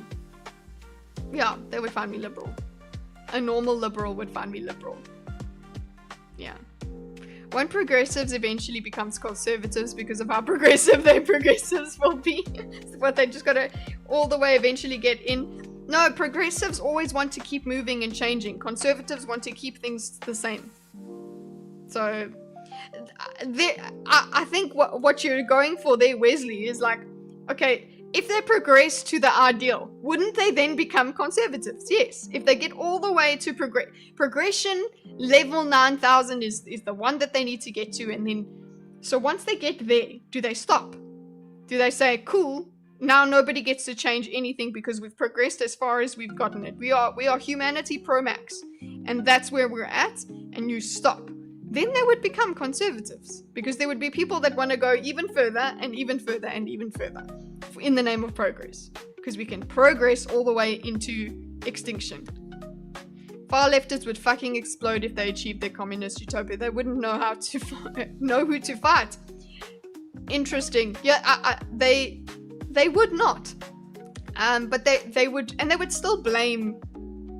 They would blame the wrong people. I feel like they would still find some way. I don't know what actually happens to the commies that fight for communism. That they realize, oops, they made a mistake, but the system's already in there, and they can't do anything about it, and they can't speak against it. Otherwise, they get the firing squad. Because most of the people I have discussions with aren't religious radicals. I didn't follow up on the flat earther reaction because most of the people I have aren't religious radicals. Seem to be the main people pushing it online. So what? Flat earth just goes along with Jesus. So I suppose if you believe in Jesus, you can believe in flat earth, huh? I guess there's people that believe in Jesus and they go, okay, the world is 6,000 years old or something like that. And, you know, there is that. Huh? Anyway, nice tangent, guys. Let's continue. I just got to keep an eye on time. Kind of a general approach to international affairs that is based in any kind of law or norms. Professor Mears. Hold up. Own sovereignty. Russian Empire, that's simply not consistent. So yes, it's basically Russia is not supposed to have sovereignty, okay? Which would include Ukraine. No regard for Ukrainian sovereignty. Okay. International based on law or norms. Yeah, sovereignty and independence, I don't think it's consistent. Basically, they're just like, yeah, hey, Ukraine, you're supposed to just be absorbed by us. That's it. You're not supposed to fight back. Shh, just no more words, just join. Okay, you're us now. Mearsheimer. I think, Amy, before I give you my explanation on what caused the war, it's very important to understand that how you think about the causes of the war has huge implications for how you think about the prospects for actually settling the conflict. Ooh, I'm so smart! Because that's what I said, kind of, but I didn't say it very nicely. I was like, the causes of the war, you can't ignore the causes of the war if you're going to try and stop it, right? If you're going to have a solution. So if you're going to just ignore the causes of the war, then the conflict will just continue. So if you've got that answer wrong, your solutions are going to be wrong. So I would wonder, what, does NATO back off? Is that how Russia is placated? NATO backs off and Russia just stays within its borders and doesn't bother anyone? Becomes a really good friend of everybody? Is that how it goes? So M's answer, well, what's his name? John. Yeah, John's answer. First of all, cause, identifying, well, the way you see the cause of a war has implications for how you deal with it. Okay?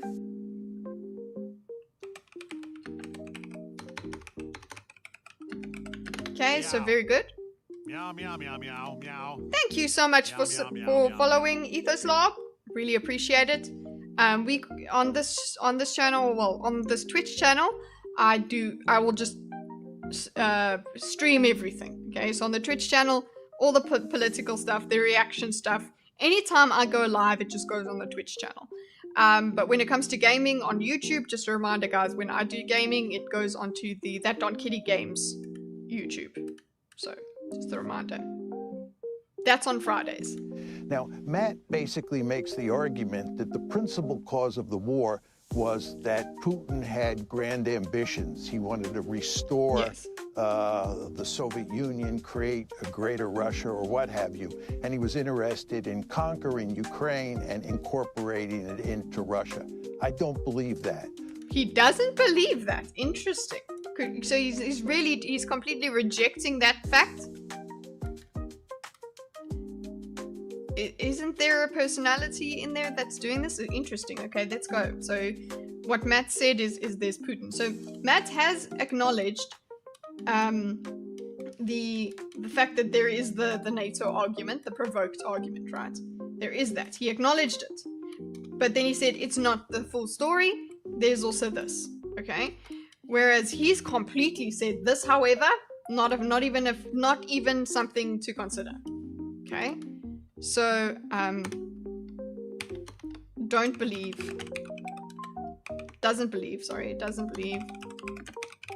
Putin wanted to create a greater Russia by conquering Ukraine. Okay? So why then? He's not going to say it's because there's Nazis in Ukraine and that's it, right? So he says there's no evidence for this. I believe there's hardly any evidence to support that line of argument, and I think it's... So a speech isn't good enough evidence for that, I suppose. So hardly any evidence.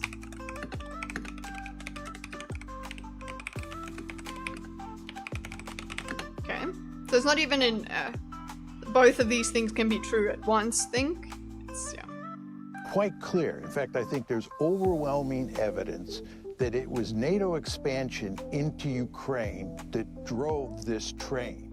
Putin made it clear when NATO first announced in April 2008 that Ukraine would become part of NATO. Putin made it perfectly clear that he viewed this as an existential threat, and this would not be allowed to happen. And the invasion on February 24th... Okay, so it's an existential threat because, see, look, this is my very simple brain, my very simple, uneducated, politically brain. Okay, so 2022. So you're saying that you can't join NATO because if NATO's there, okay, if NATO's there, then I can't attack you. NATO will come in and defend you. How is NATO? I need to know. The question I would ask him, because he's the guy in the know, he's the expert here. So what I want to ask and want him to tell me about is how is NATO an act of aggression? Okay, there is this argument that people very frothy the way they present it to me, which I don't understand. Like, relax, just give me a calm rendition of your argument, and we can still continue. They basically say, well, they're building up all these defenses, and that's aggression. That's an act of aggression. They're building up this huge, essentially, ability to attack us, and that's an act of aggression to us. That's what I've heard of the argument, and it still doesn't make sense to me because I'm like, but they're still not.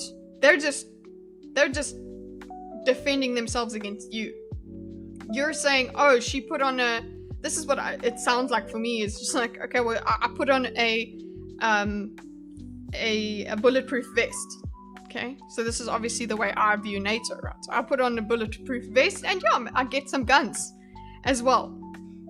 I don't point them at you, but I've got them, and you've decided that's an act of aggression instead of me just being a sovereign nation and keeping myself safe because I know that you're a bit of a shady fuck as my neighbor. And you're going, this person cannot join NATO because that means I can't attack them without dire consequences. That's what it seems like to a normie to me, okay? So I need that explanation further for me to at least get it a little bit more.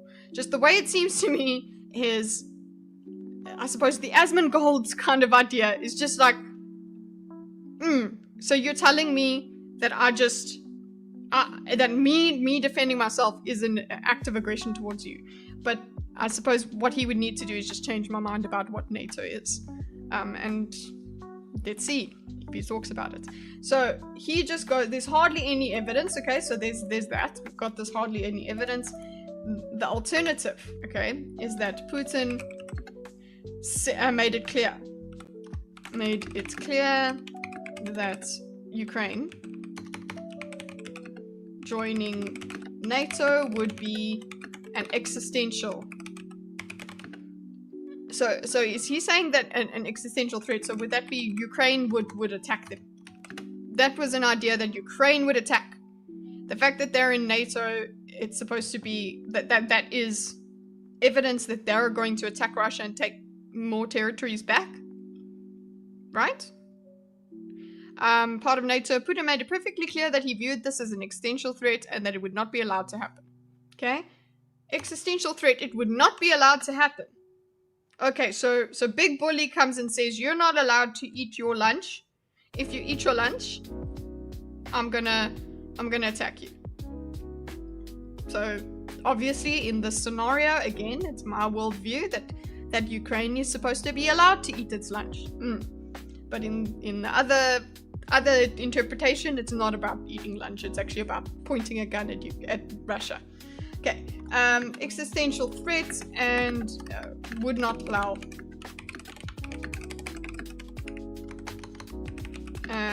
This is in 2021. Where did he say it? Hardly any evidence. Drove evidence. It was NATO's expansion. Okay, let's actually do this here. Sorry. NATO expansion drove us to the war in Ukraine. Okay, so that's his argument, and she knew that. That's why she brought him on here. Putin made it clear that Ukraine joining NATO would be an existential threat, and would not be allowed to happen. And the invasion on February 24, 2022 was driven large part by fear of NATO expansion. So it's just okay.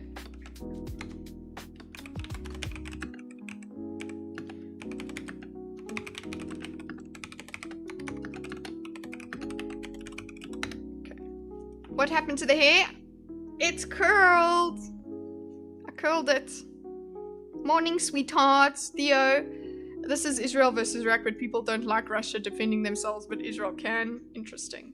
Yeah, that is another way that that people look at this, but it's like, well, Russia is the enemy. Okay? Russia is big and scary. It's not supposed to be. This NATO expansion is not aggression. It shouldn't be viewed as aggression. But yes, what you're saying is it is aggression, and therefore they should be able to defend themselves. It's defense. It's just self-defense that I attacked this neighbor of mine, which, yeah, like I've said, I just don't agree with, or I find it very hard to believe, very hard to not think about this. Listen, Putin wants expansion of his own. Was driven in large part by fear of NATO expansion. And what that means is that Putin sees NATO expansion. He sees Ukraine and NATO as an existential threat. And because he sees it as an existential threat, he's unwilling to compromise. Yeah, because he sees it as an existential threat. I understand that.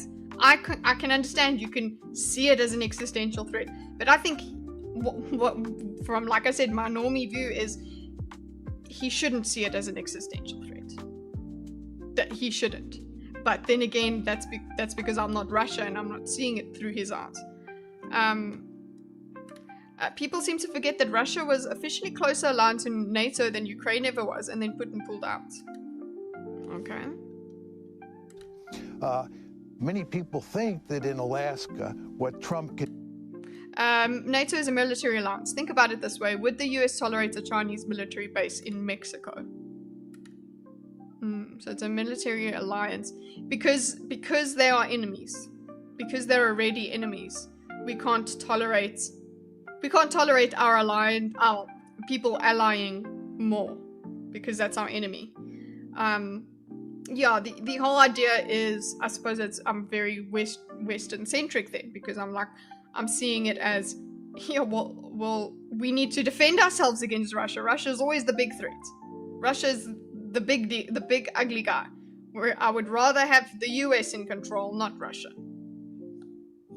I want the Russians to. Well, I don't want Russia to be the big daddy. I want America to be the big daddy. Which is why this is also a litmus issue, where it's like anti-American sentiment means let's go and run defense for Russia. Can do is work out a deal where there's a... Okay, so hold on. NATO, because he sees it as an existential threat, he's unwilling to because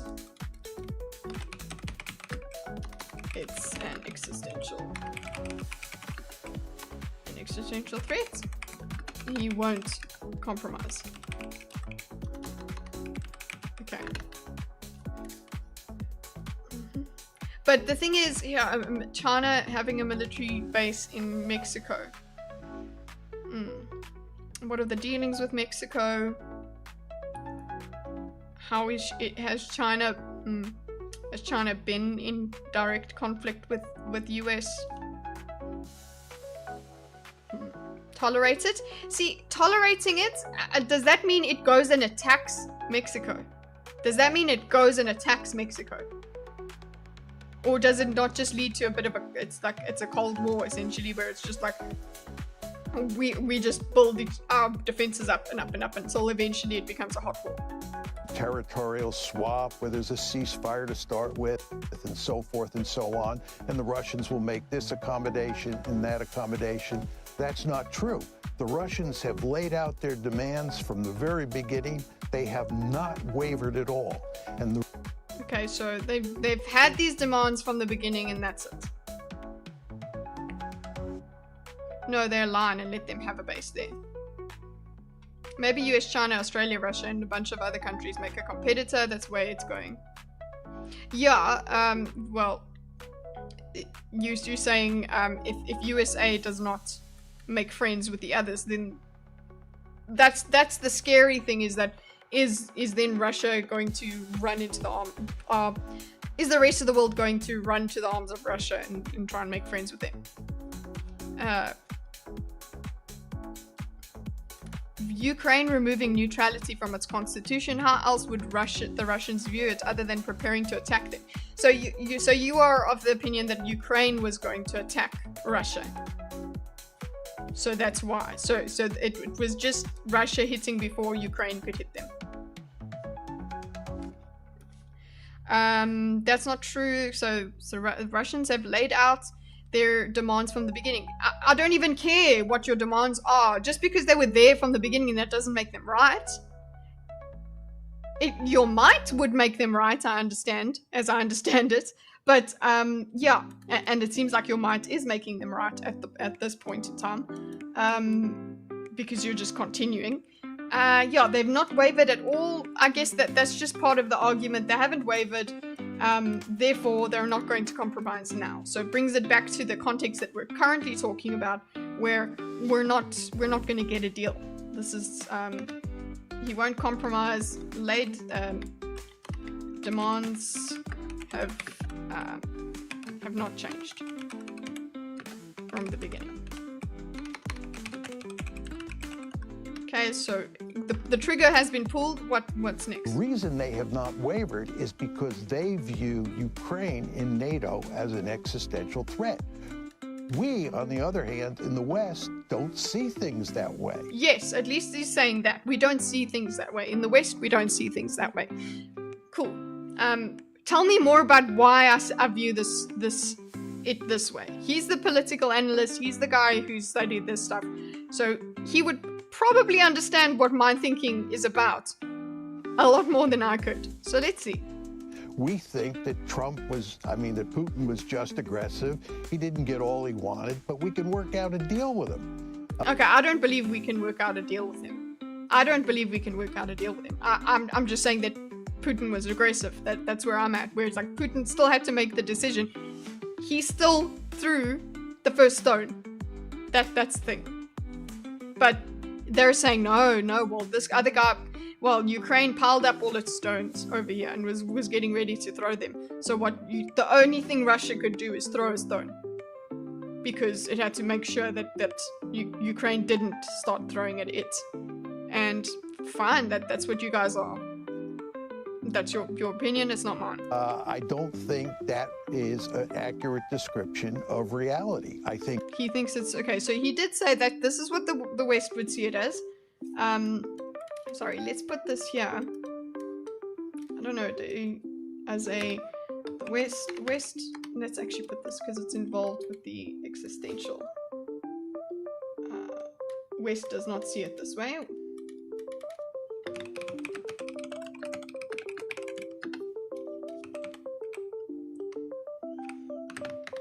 Sees it as Putin aggression, and we can make a deal. I don't agree with the make a deal thing. I just think Putin aggression. Yeah. Again, you want to understand that Ukraine has to be a neutral state. There can be no Ukraine in NATO. There can be no Western security guarantees to Ukraine. But okay, so yeah, that is the existential crisis. Like you said earlier on, that Ukraine cannot be neutral. In reality,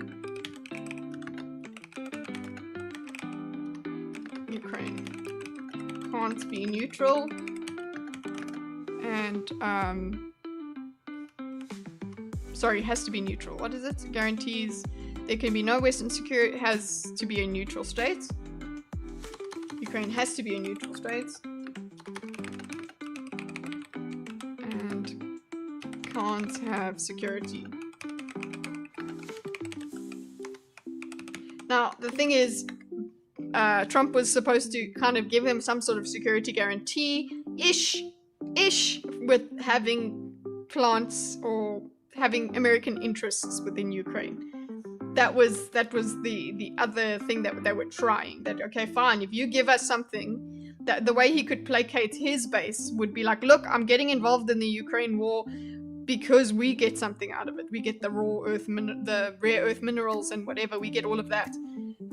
That was an America dynamic, but Russia wouldn't agree to that, and neither would Ukraine anyway, because Ukraine's like, yo, but I still want them securities. You make sure that you're gonna fight off this big bully over here. Again, what do you do though? What do you do? Because he himself said, okay, there's people in the American national security that would be very pissed off with, just giving the concessions to Russia.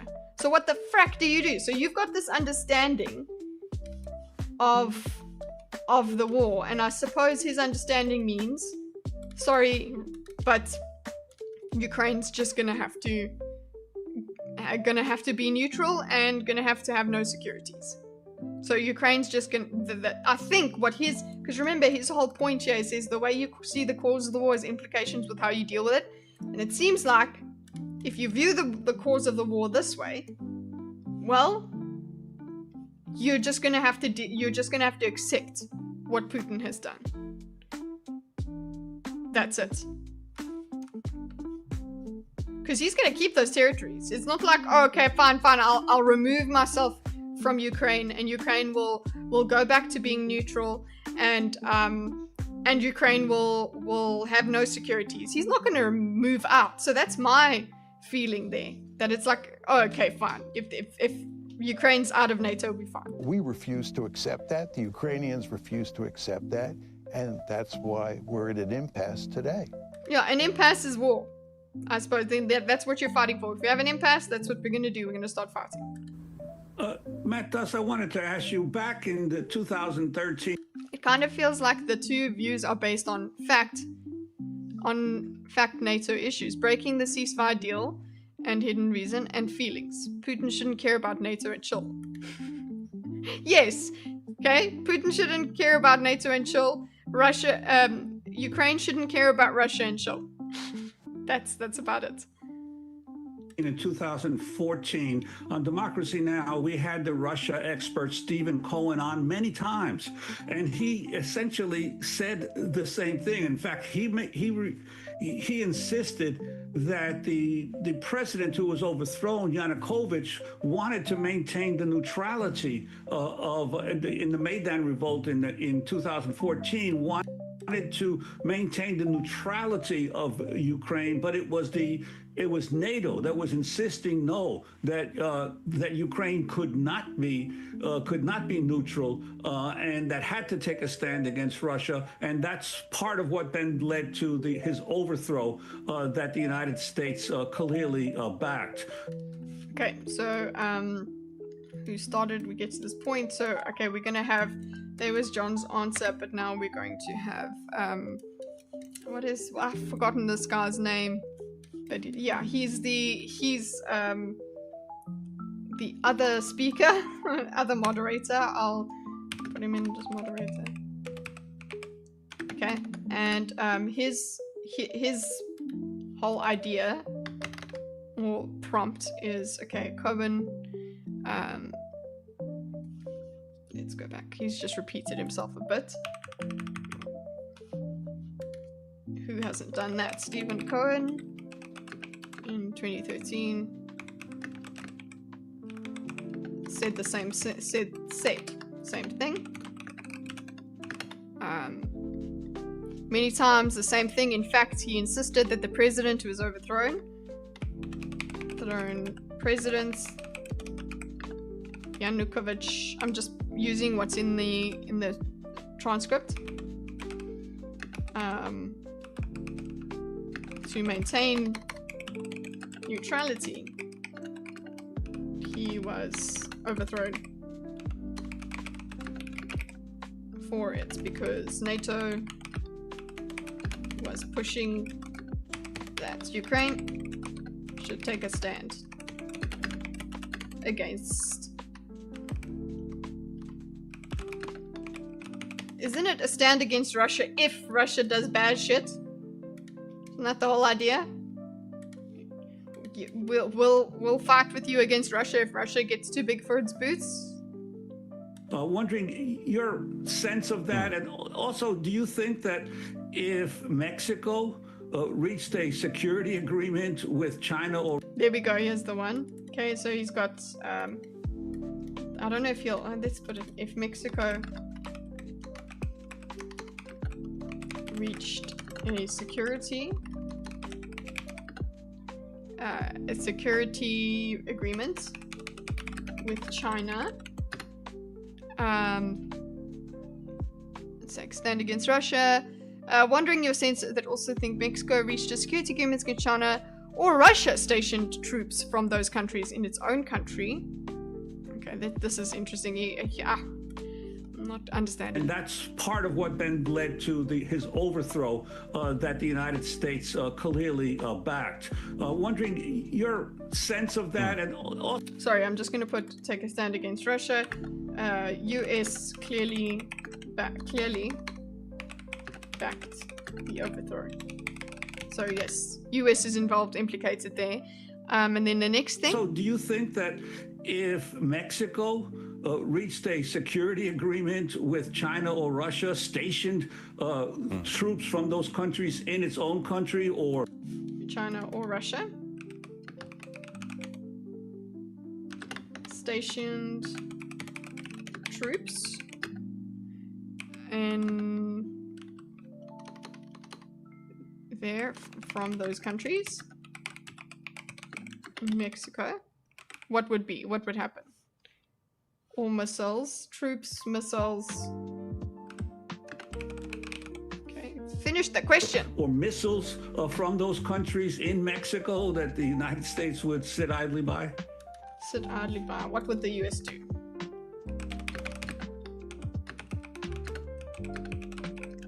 what would it do? Would it attack?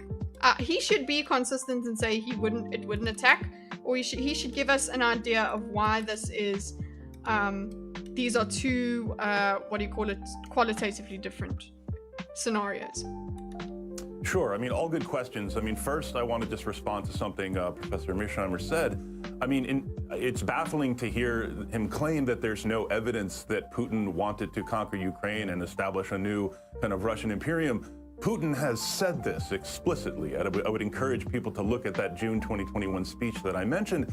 He's just saying that it sounds like Mearsheimer is just ignoring that speech. And he's saying that it's irrelevant. It's just one bit of evidence that you're pointing to. So before he answers the question, we have, sorry, by the way, I suppose it's a response to John.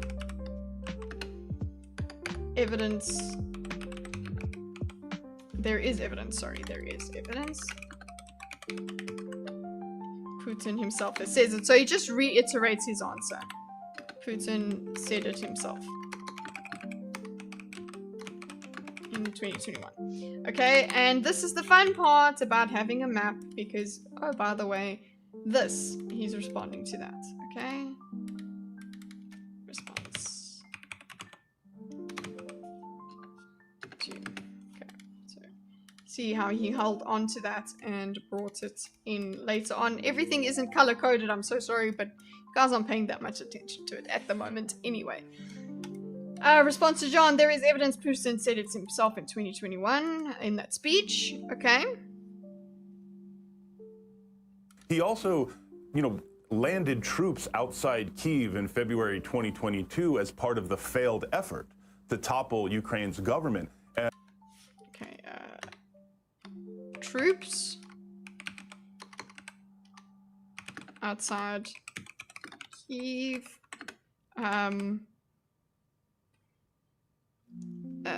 as part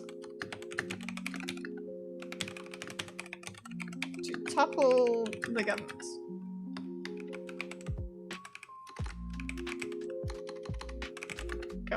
Okay. So that's it. The fact that he did that means that's what he wanted. And install his, a friendly Russian government. Those Russian troops were not landed in Kyiv to go camping. So that effort failed, but I think that's clear evidence. Topple Ukrainian government for Russia friendly. Well, is it Russia friendly one or their own one? Like that's what it seems like. If you're taking over a territory, you're not gonna bring in a Russia friendly thing, you're gonna bring in your own. Evidence that Putin's ambitions were much larger than the professor seems to claim. Now, with regard to the Maidan and Yanukovych, I don't think I would put this on NATO. Clearly, as I said, Russia and Putin have seen the growth of NATO as a threat. I think we should take that seriously. That's something we need to discuss. So he's not complete. Again, he's repeating it. His previous thing was NATO alone isn't the reason for the war. He says there is evidence for this being true. So he's just repeating himself again. But yeah, okay. We've got the effort clearly. Okay, clearly, as I said, Russia and Putin have seen the growth of NATO as a threat. Okay, cool. Take it seriously. So he's like, cool. He still glosses over it though.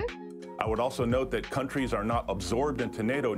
Countries in Europe have sought to join NATO. This is not something that is being imposed on them. They see joining NATO as part of their security. Again, that's not to diminish. I think. Well, that's where my position comes from. It's like, oh well, it's for self-defense, right? That's why you join NATO. I guess that's the idea that I'm supposed to have. I suppose it's the idea that they want me to have of NATO. The they that's always lying to me, etc. So, have sought to join NATO. Okay, let's put it out here. Aren't forced to join NATO, but he does this what's the name, the what do you call it, the overthrowing of the president for a NATO friendly government, that's kind of being forced into joining NATO, isn't it? Taking away the neutrality guy, that's kind of being forced into NATO. Well, yeah, they are when you're overthrown. So that would be my counter argument to him, considering what's been said. Countries aren't forced to join NATO. They do it for their security. Okay. I think the kind of the way that Russia sees this as provocative, I do think we need to take that seriously. But what does take that seriously mean? We do need to take that seriously. What does take that seriously? I would want you to tell me. Taking that seriously, does that affect the way that we deal with this war now? The Maidan Revolution was not about NATO. The Maidan Revolution. Okay, so so he's the fact that he says the Maidan Revolution was not about NATO. That takes away that stab that I was going to put in here, right?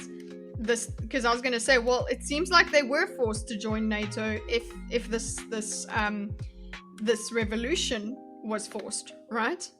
So he's like, now he's saying, no, it wasn't about it. So Maidan Revolution wasn't about NATO.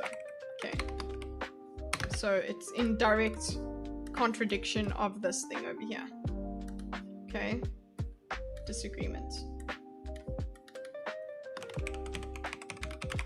Okay. Complete disagreement. Wasn't about NATO. What was it about? Was about the people of Ukraine seeking closer relationships with Europe. Okay, it wasn't about NATO. About Ukraine seeking closer relations with Europe. Okay, with people in Europe. Other than closer relationships with Russia. And I think it's important to note that this is not something that was driven by NATO. This was something that was driven by the Ukrainian people. And it seems to just come down to what you believe. Fancy that. We do that every single time when it comes to these political. If you watch when we do these things where we disagree on thinkers, and we're talking about politics in this way. When we're talking about Trump, the way people view Trump, the way people view any leader, any political situation, it really does come down to what you believe. Which facts match your feelings? Because you can actually find, you will find in a political space, people selling you their arguments for one reason or another. Maybe they believe it and they're not grifting, but there are some people that grift. Either way, you're being told a story. You decide which one you believe, subconsciously, and then you go with it all the way. Nanette's Blood Rose Horror Nightmare. Hello, everyone. Hi, Nanette. That is a beautiful channel name. Blood Rose Horror Nightmare. This is a Blood Rose Horror Nightmare. The war. The US would attack Mexico. The Cuban Missile Crisis was about the USSR putting missiles in Cuba in response to the NATO putting missiles in Eastern Europe. So that will probably be brought up. Which version of the truth do I believe today? It would be nice to be that flexible, but that's not what we're like. Although maybe I am that shifty. I am that shifty. When it comes to things that the further something is away from me, the more unsure I am about what is true, the more shaken I can be. So, yeah, like if you come and try and tell me about the way life is in the UAE, I will be able to believe differently to what you tell me because I actually live here. But yeah, it's difficult. Then again, if you get frothy about your opinion and start becoming a douche about it, then I'm just not entertained by that. I'm not going to take it very seriously. You're just being an online troll then. I think this constant obsession with NATO really denies Ukrainians their own agency, and I think we need to put that really at the center of this. That sounds very lefty. Sorry. Relations with Europe Oh, wow. Obsession with NATO denies Ukrainian independence, really. What? Center of the conversation. Agency.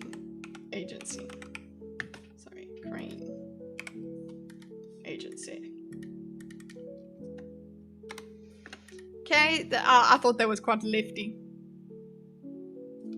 When I make my mind up, I keep it made up about something, unfortunately. Nanette, we were just talking about, earlier on about flat Earth, right? So apparently there were these flat earthers that were a billionaire or whatever paid for them to go, was it the Arctic, okay, to go to the North Pole and see for themselves that there is 24 hours of daylight there.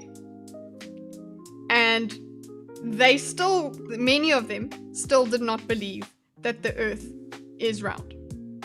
They did not believe that. It's spherical. The final experiment.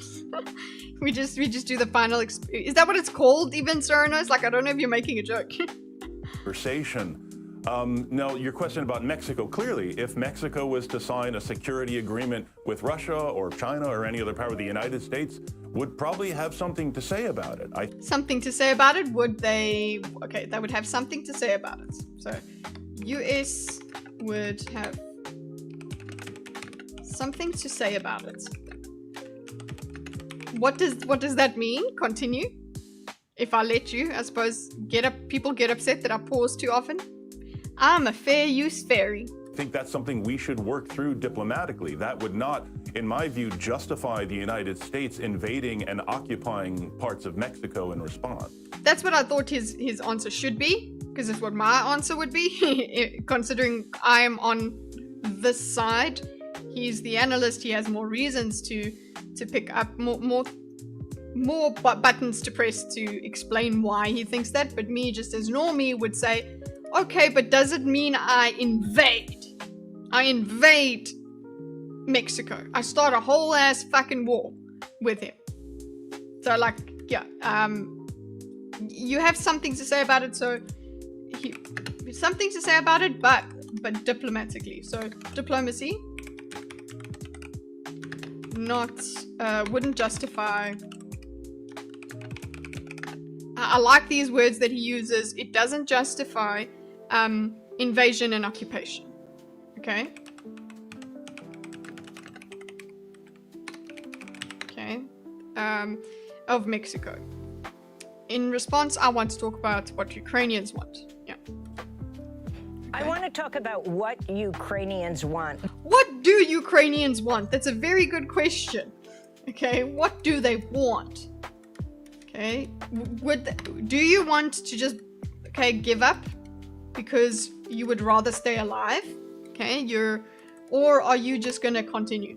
Okay, well, what do Ukrainians want? And it would be interesting to figure that out. You would have the fog of war indicating one way or the other. I think some people have said, oh, have a referendum of some sort, whatever, that would work. Sure, I suppose it's a way forward of sorts.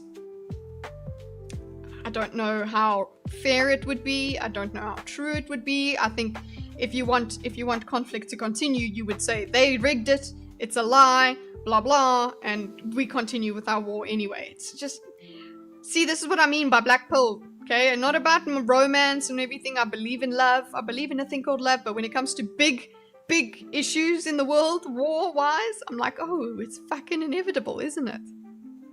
First, going to Zelensky, the Ukrainian president, speaking to reporters during a joint briefing in Berlin with the German Chancellor Friedrich Merz.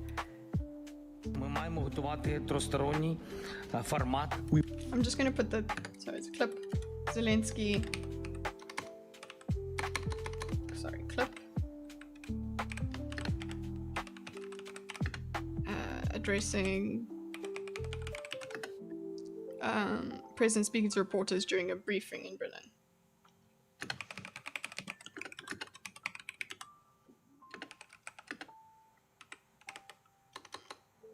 Finland. Okay, cool. What's he saying?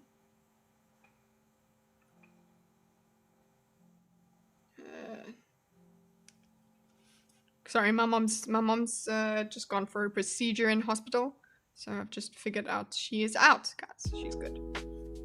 We must prepare a trilateral format for the conversation. There must be a ceasefire, number one. There must be really reliable security guarantees. Today, by the way, President Trump spoke about supporting this and about America's readiness to participate.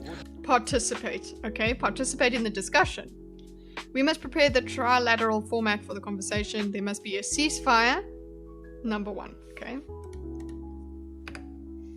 Ceasefire. And there must be. This just shows us the thing that they spoke about earlier, where Mearsheimer gives us the demands that Russia has, and then we're just hearing the other side now, that how Ukraine is not going to agree to these things.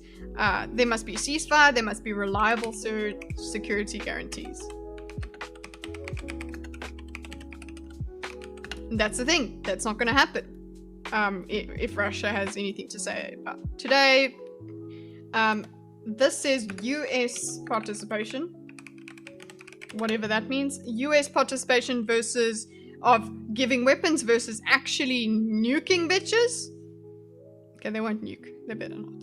Also, among the agreed principles, Russia cannot have a veto right over Ukraine's European and NATO prospects. Okay. So all of the things Russia wants, they can't have. It's almost as if they have a reason to be at war with each other.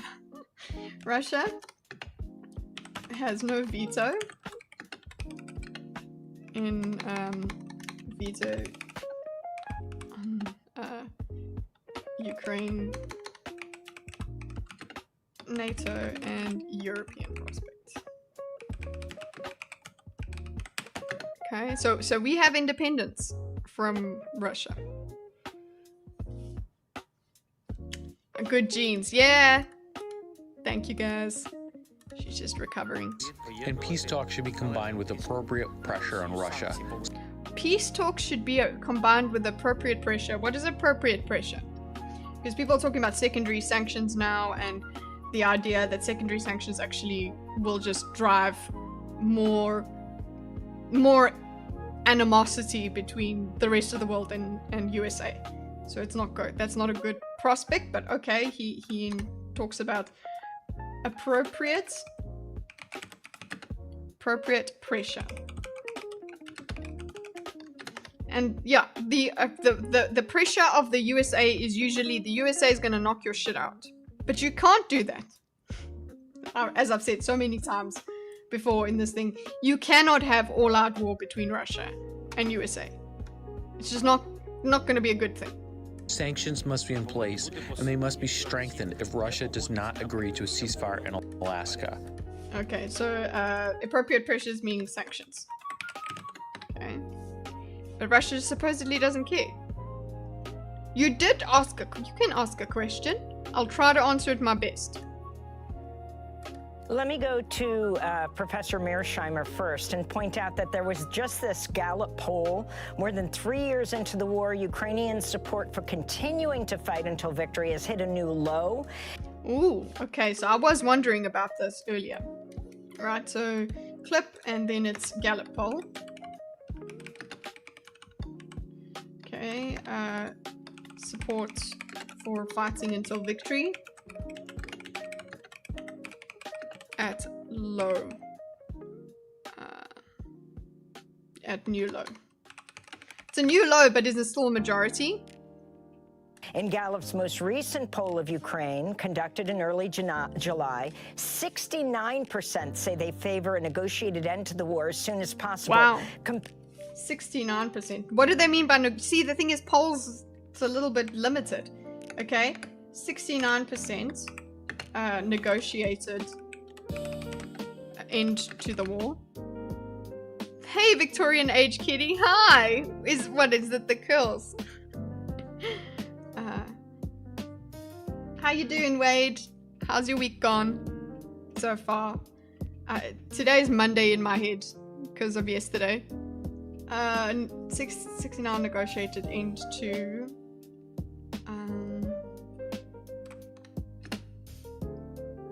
what's the name? End to war conflict. See, negotiated is like, what are you gonna concede? You're saying negotiated, but that's doing quite a lot of heavy lifting there. The hair is herring well. Oh, thanks. Why does people in other countries hate us Americans just because of one idiot and people that voted him in? I mean, not everyone likes him. That is over here, me included.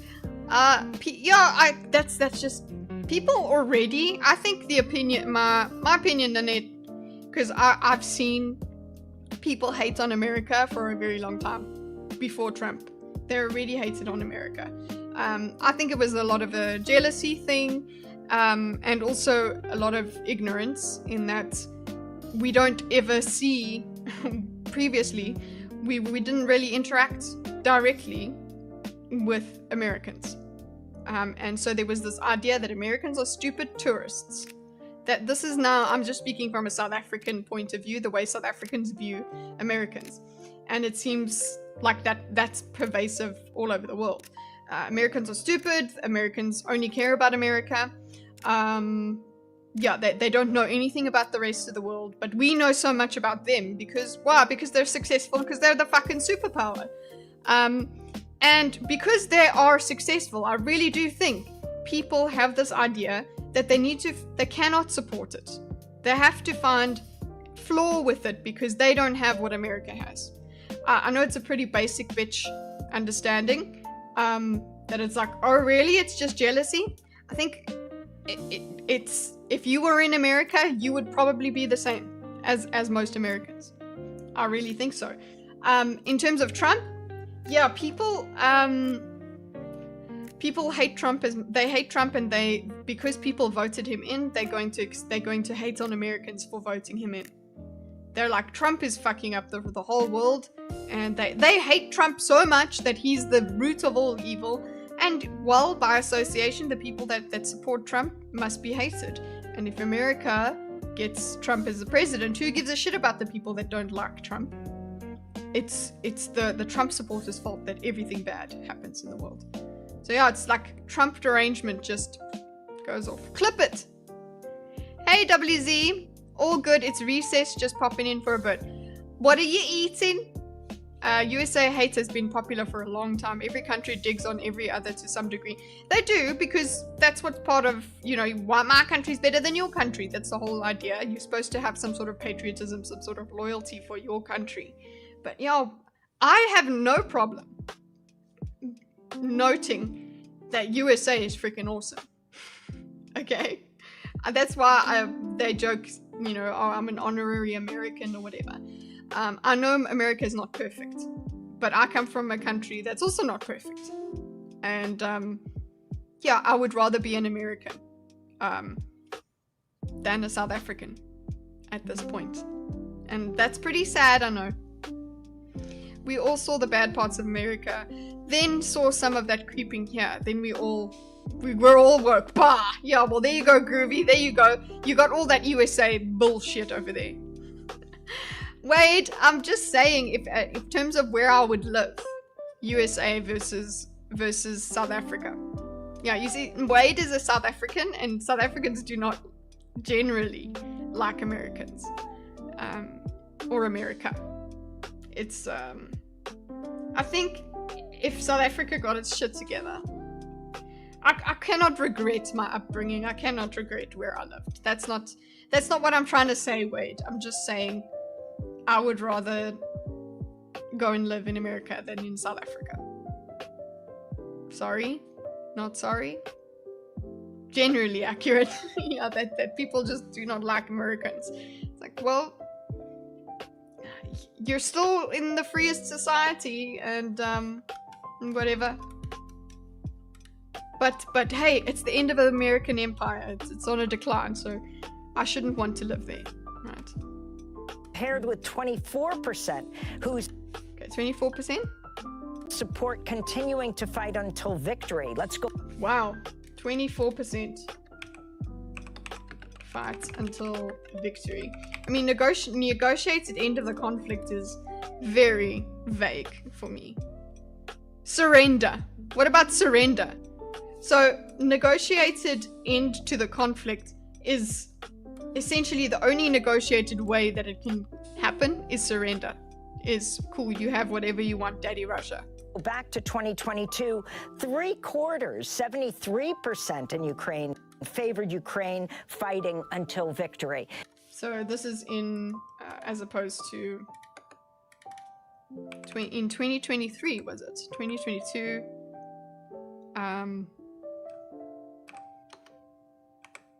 it's 73%. Supported fights until victory. What is victory? Russia leaves, takes its ball and goes home. Let's get your response, Professor. Because you're not going to annihilate Russia. You're just going to hope that Russia stops. And then Matt Duss.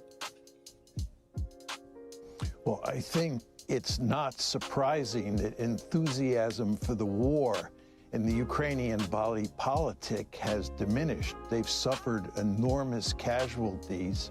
The Russians have been... Yeah, I think the longer your war lasts, the less support there will be for it. Support victory low. What is your response? I think let's put, I suppose we're gonna have to do this. John's answer. Okay, no surprise. Okay, suffered from the war. Okay, and then winning on the battlefield, and it doesn't look like Ukraine can rescue the situation or that the West can help Ukraine rescue the situation. So obviously down below in Ukrainian society, support for the war is beginning to melt away. The problem is that at the elite level... Hi Jack! Is Jack a Jack Russell? What kind of dog is Jack? So, the Ukrainian society support the war is beginning to melt away. The problem is that the elite level, there's no evidence that anyone... Yeah. At the elite, yes, it's the same thing as freaking watching the Troy movie, where Achilles is like, you're not fighting the freaking war. I'm the soldier on the... I decide when to fight or not. It's like... Yeah, that's not really how it works. The elites do decide who goes where and dies where. Well, there's no beginning, obviously, down below in Ukrainian society, support for the war is beginning to melt away. The problem is that at the elite level, there's no evidence that anyone is willing to cut a deal with the Russians. And again, you want to understand that the Russians are driving a hard bargain here. They're driving a really hard bargain. It will be extremely difficult, and I'm choosing my words carefully here, for any Ukrainian leader to accept the terms that the Russians have on the table and don't show any flexibility with regard to. Yeah, nobody's gonna, but they are not in the position to be inflexible. Ukraine is not in the position to be inflexible. That's what the war is for, is like who is most at risk here. So no surprise, suffer from the war. Elites, well, let's say lower society suffered from the war. Elites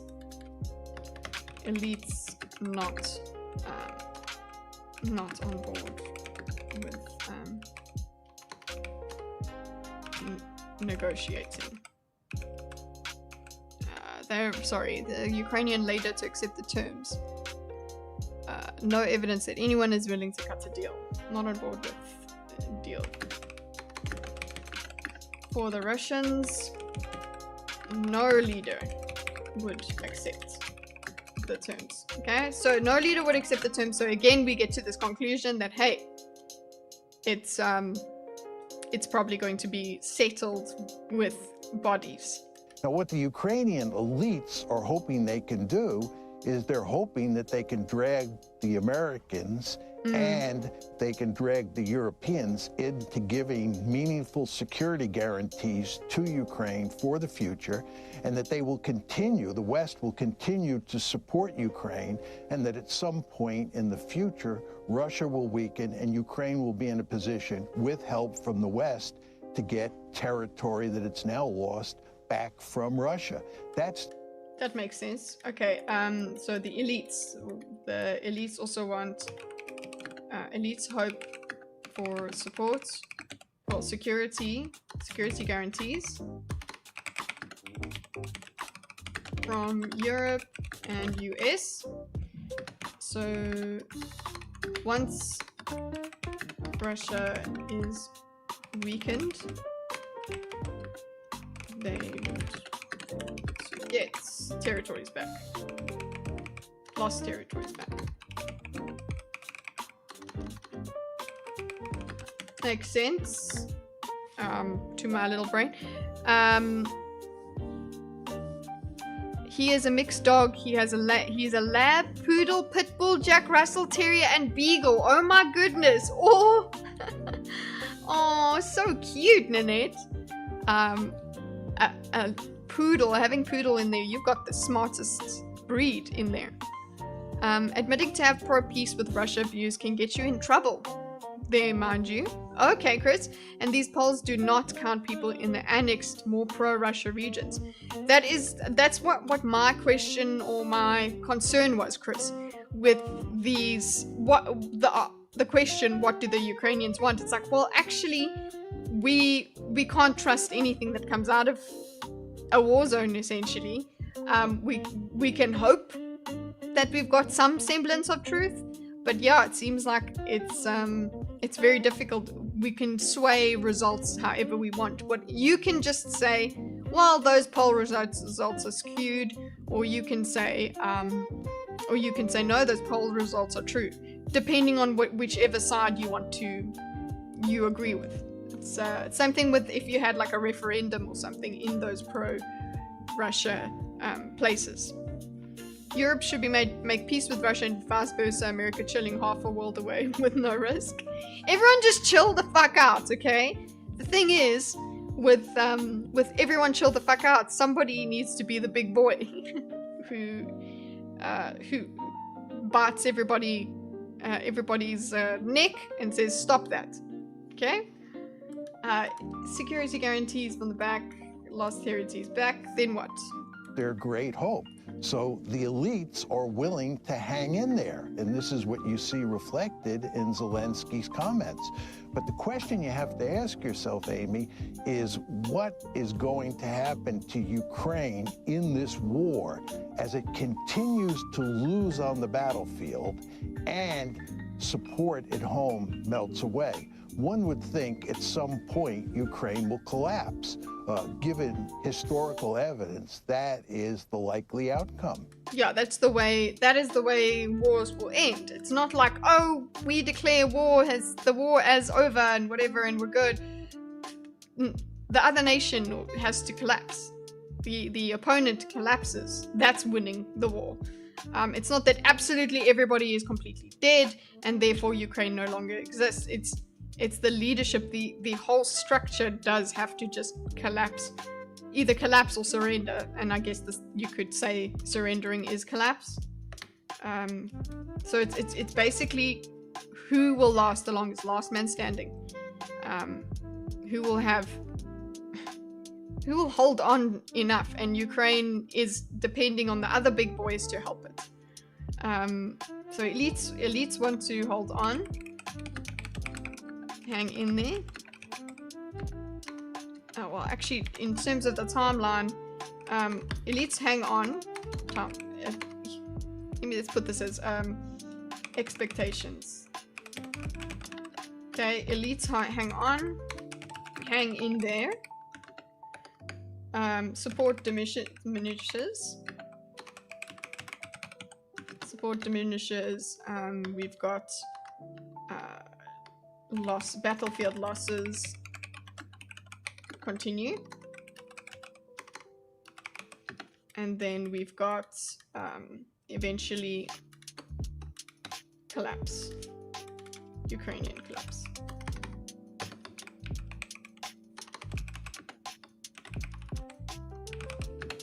Okay. Matt, Duss, do you agree? Yeah, I do pretty much agree, except I would I would not put so much on Ukraine's elites. Clearly, there are some in the Ukrainian government. Okay, so he agrees. Sorry, he agrees that this is what would happen. This is what's going to happen. We're gonna just wait until Ukraine fades out. But so we've got Matt's answer. Agreed with less focus on elites. Okay, so what's the thing? What's the difference? Who fit the characterization that the professor just made. But I think what's important here to note is that there is growing support. I would not put so much on Ukraine's elite. Clearly, there are some in Ukraine government who fit the characterization. So it seems he seems to agree that he seems to think that there are some elites that are also not for this.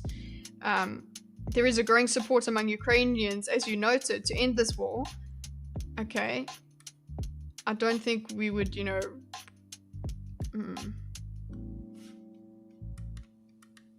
So maybe I don't know. He needs to specify, but maybe he's saying that there are elites that don't agree with Zelensky. Support among Ukrainians, as you noted, to end this war. If you could have a durable and real end to the war.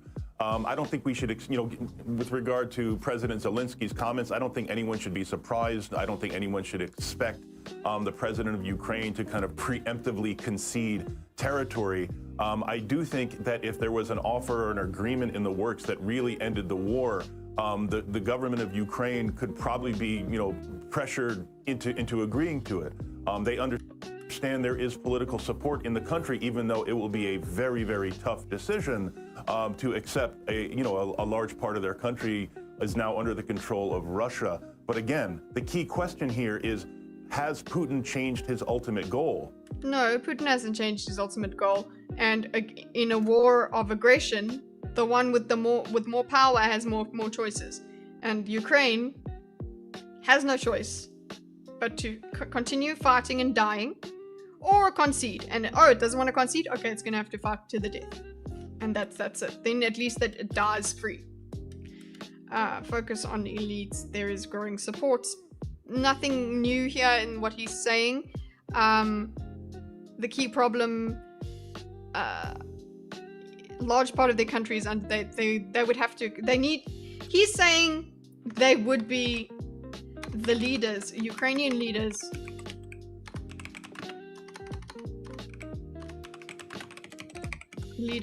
can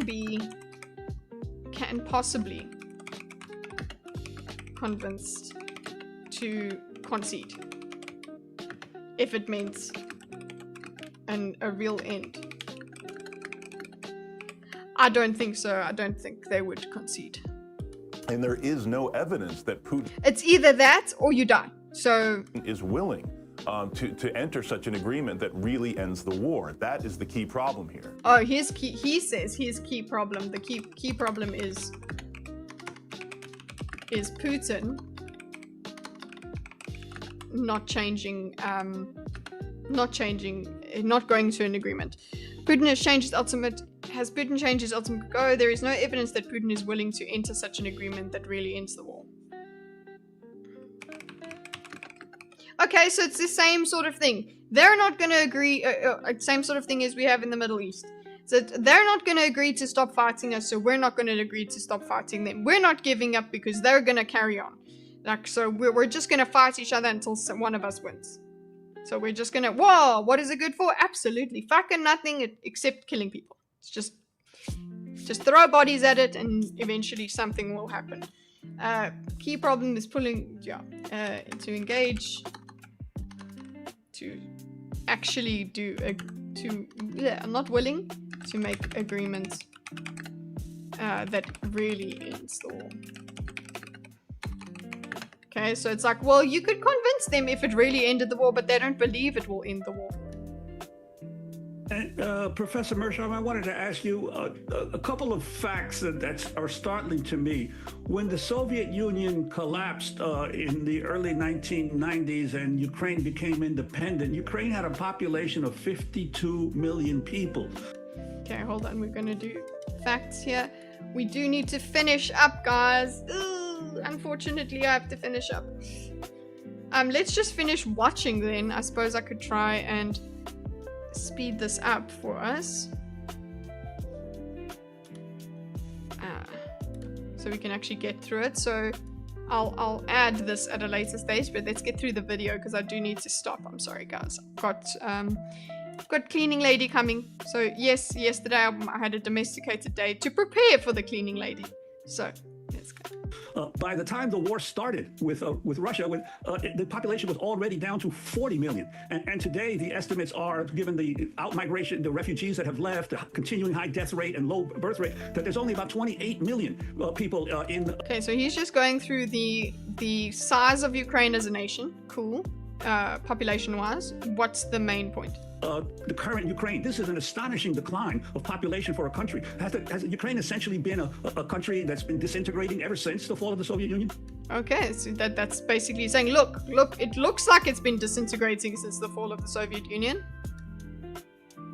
Well, let me make 2 points on this. First of all, the phrase is sometimes used to describe the situation in Ukraine that it is in a demographic death spiral. Just think about those words. It's demographic death spiral? Okay. Demographic death spiral. And what this war has done is ended up killing huge numbers of Ukrainians. Huge. And furthermore, huge numbers of Ukrainians have left the country, and I would surmise that many of them will not return.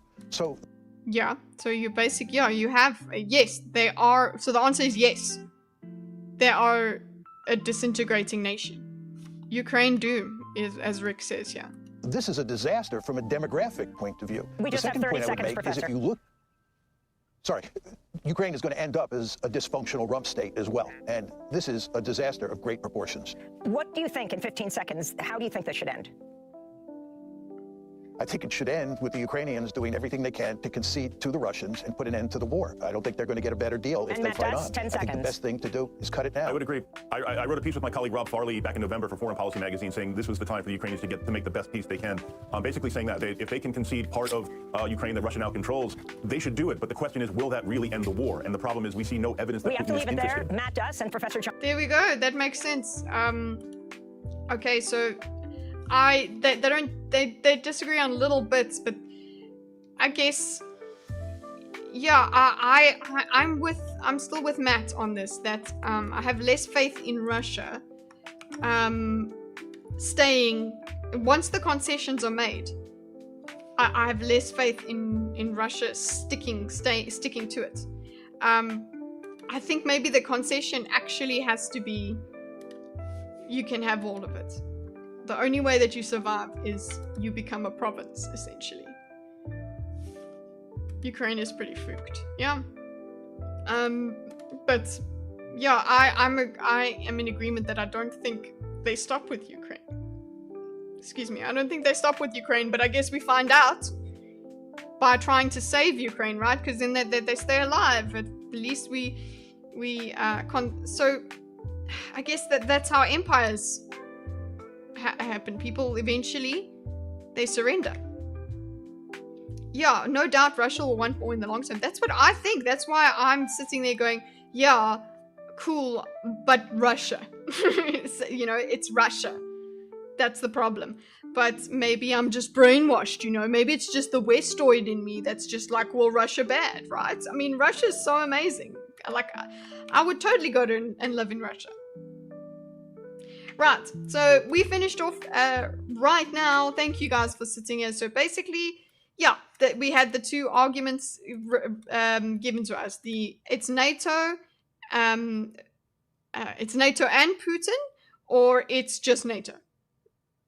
So I'm on the it's NATO and Putin. Putin is the one that made the decision, that did the aggressing. That does not make it moral as well. It's still war. Like, oh, okay, it's fine. They started it and they were justified in starting it. It's like, it's still a war, boys. How many lives have to go down the drain before you go, oh well, yeah, it's still a shitty war. It's still, we shouldn't do that. Maybe war bad is the deepest take that you can take from this whole discussion.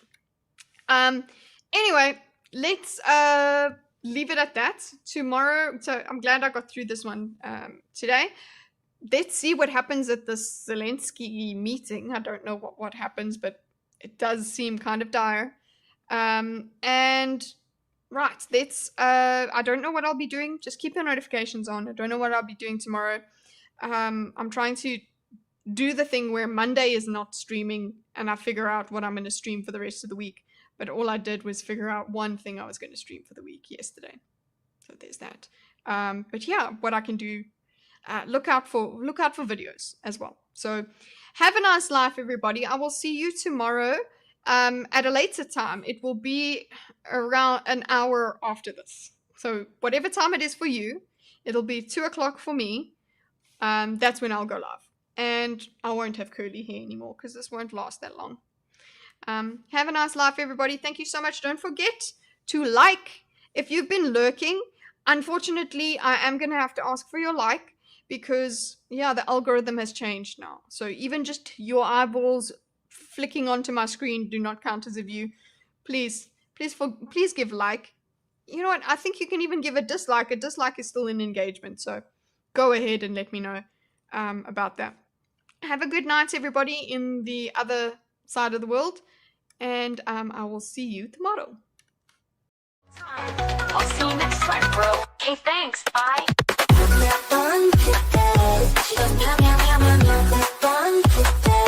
We're squirty as fuck. Daisy's a mess, but we were having fun the whole time. I'll see you next time, bro. Okay, thanks. Bye.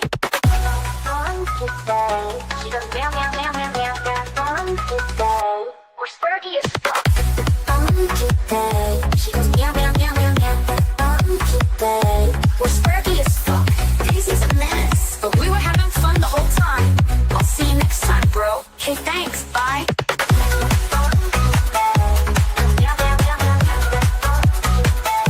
We're squirty as fuck.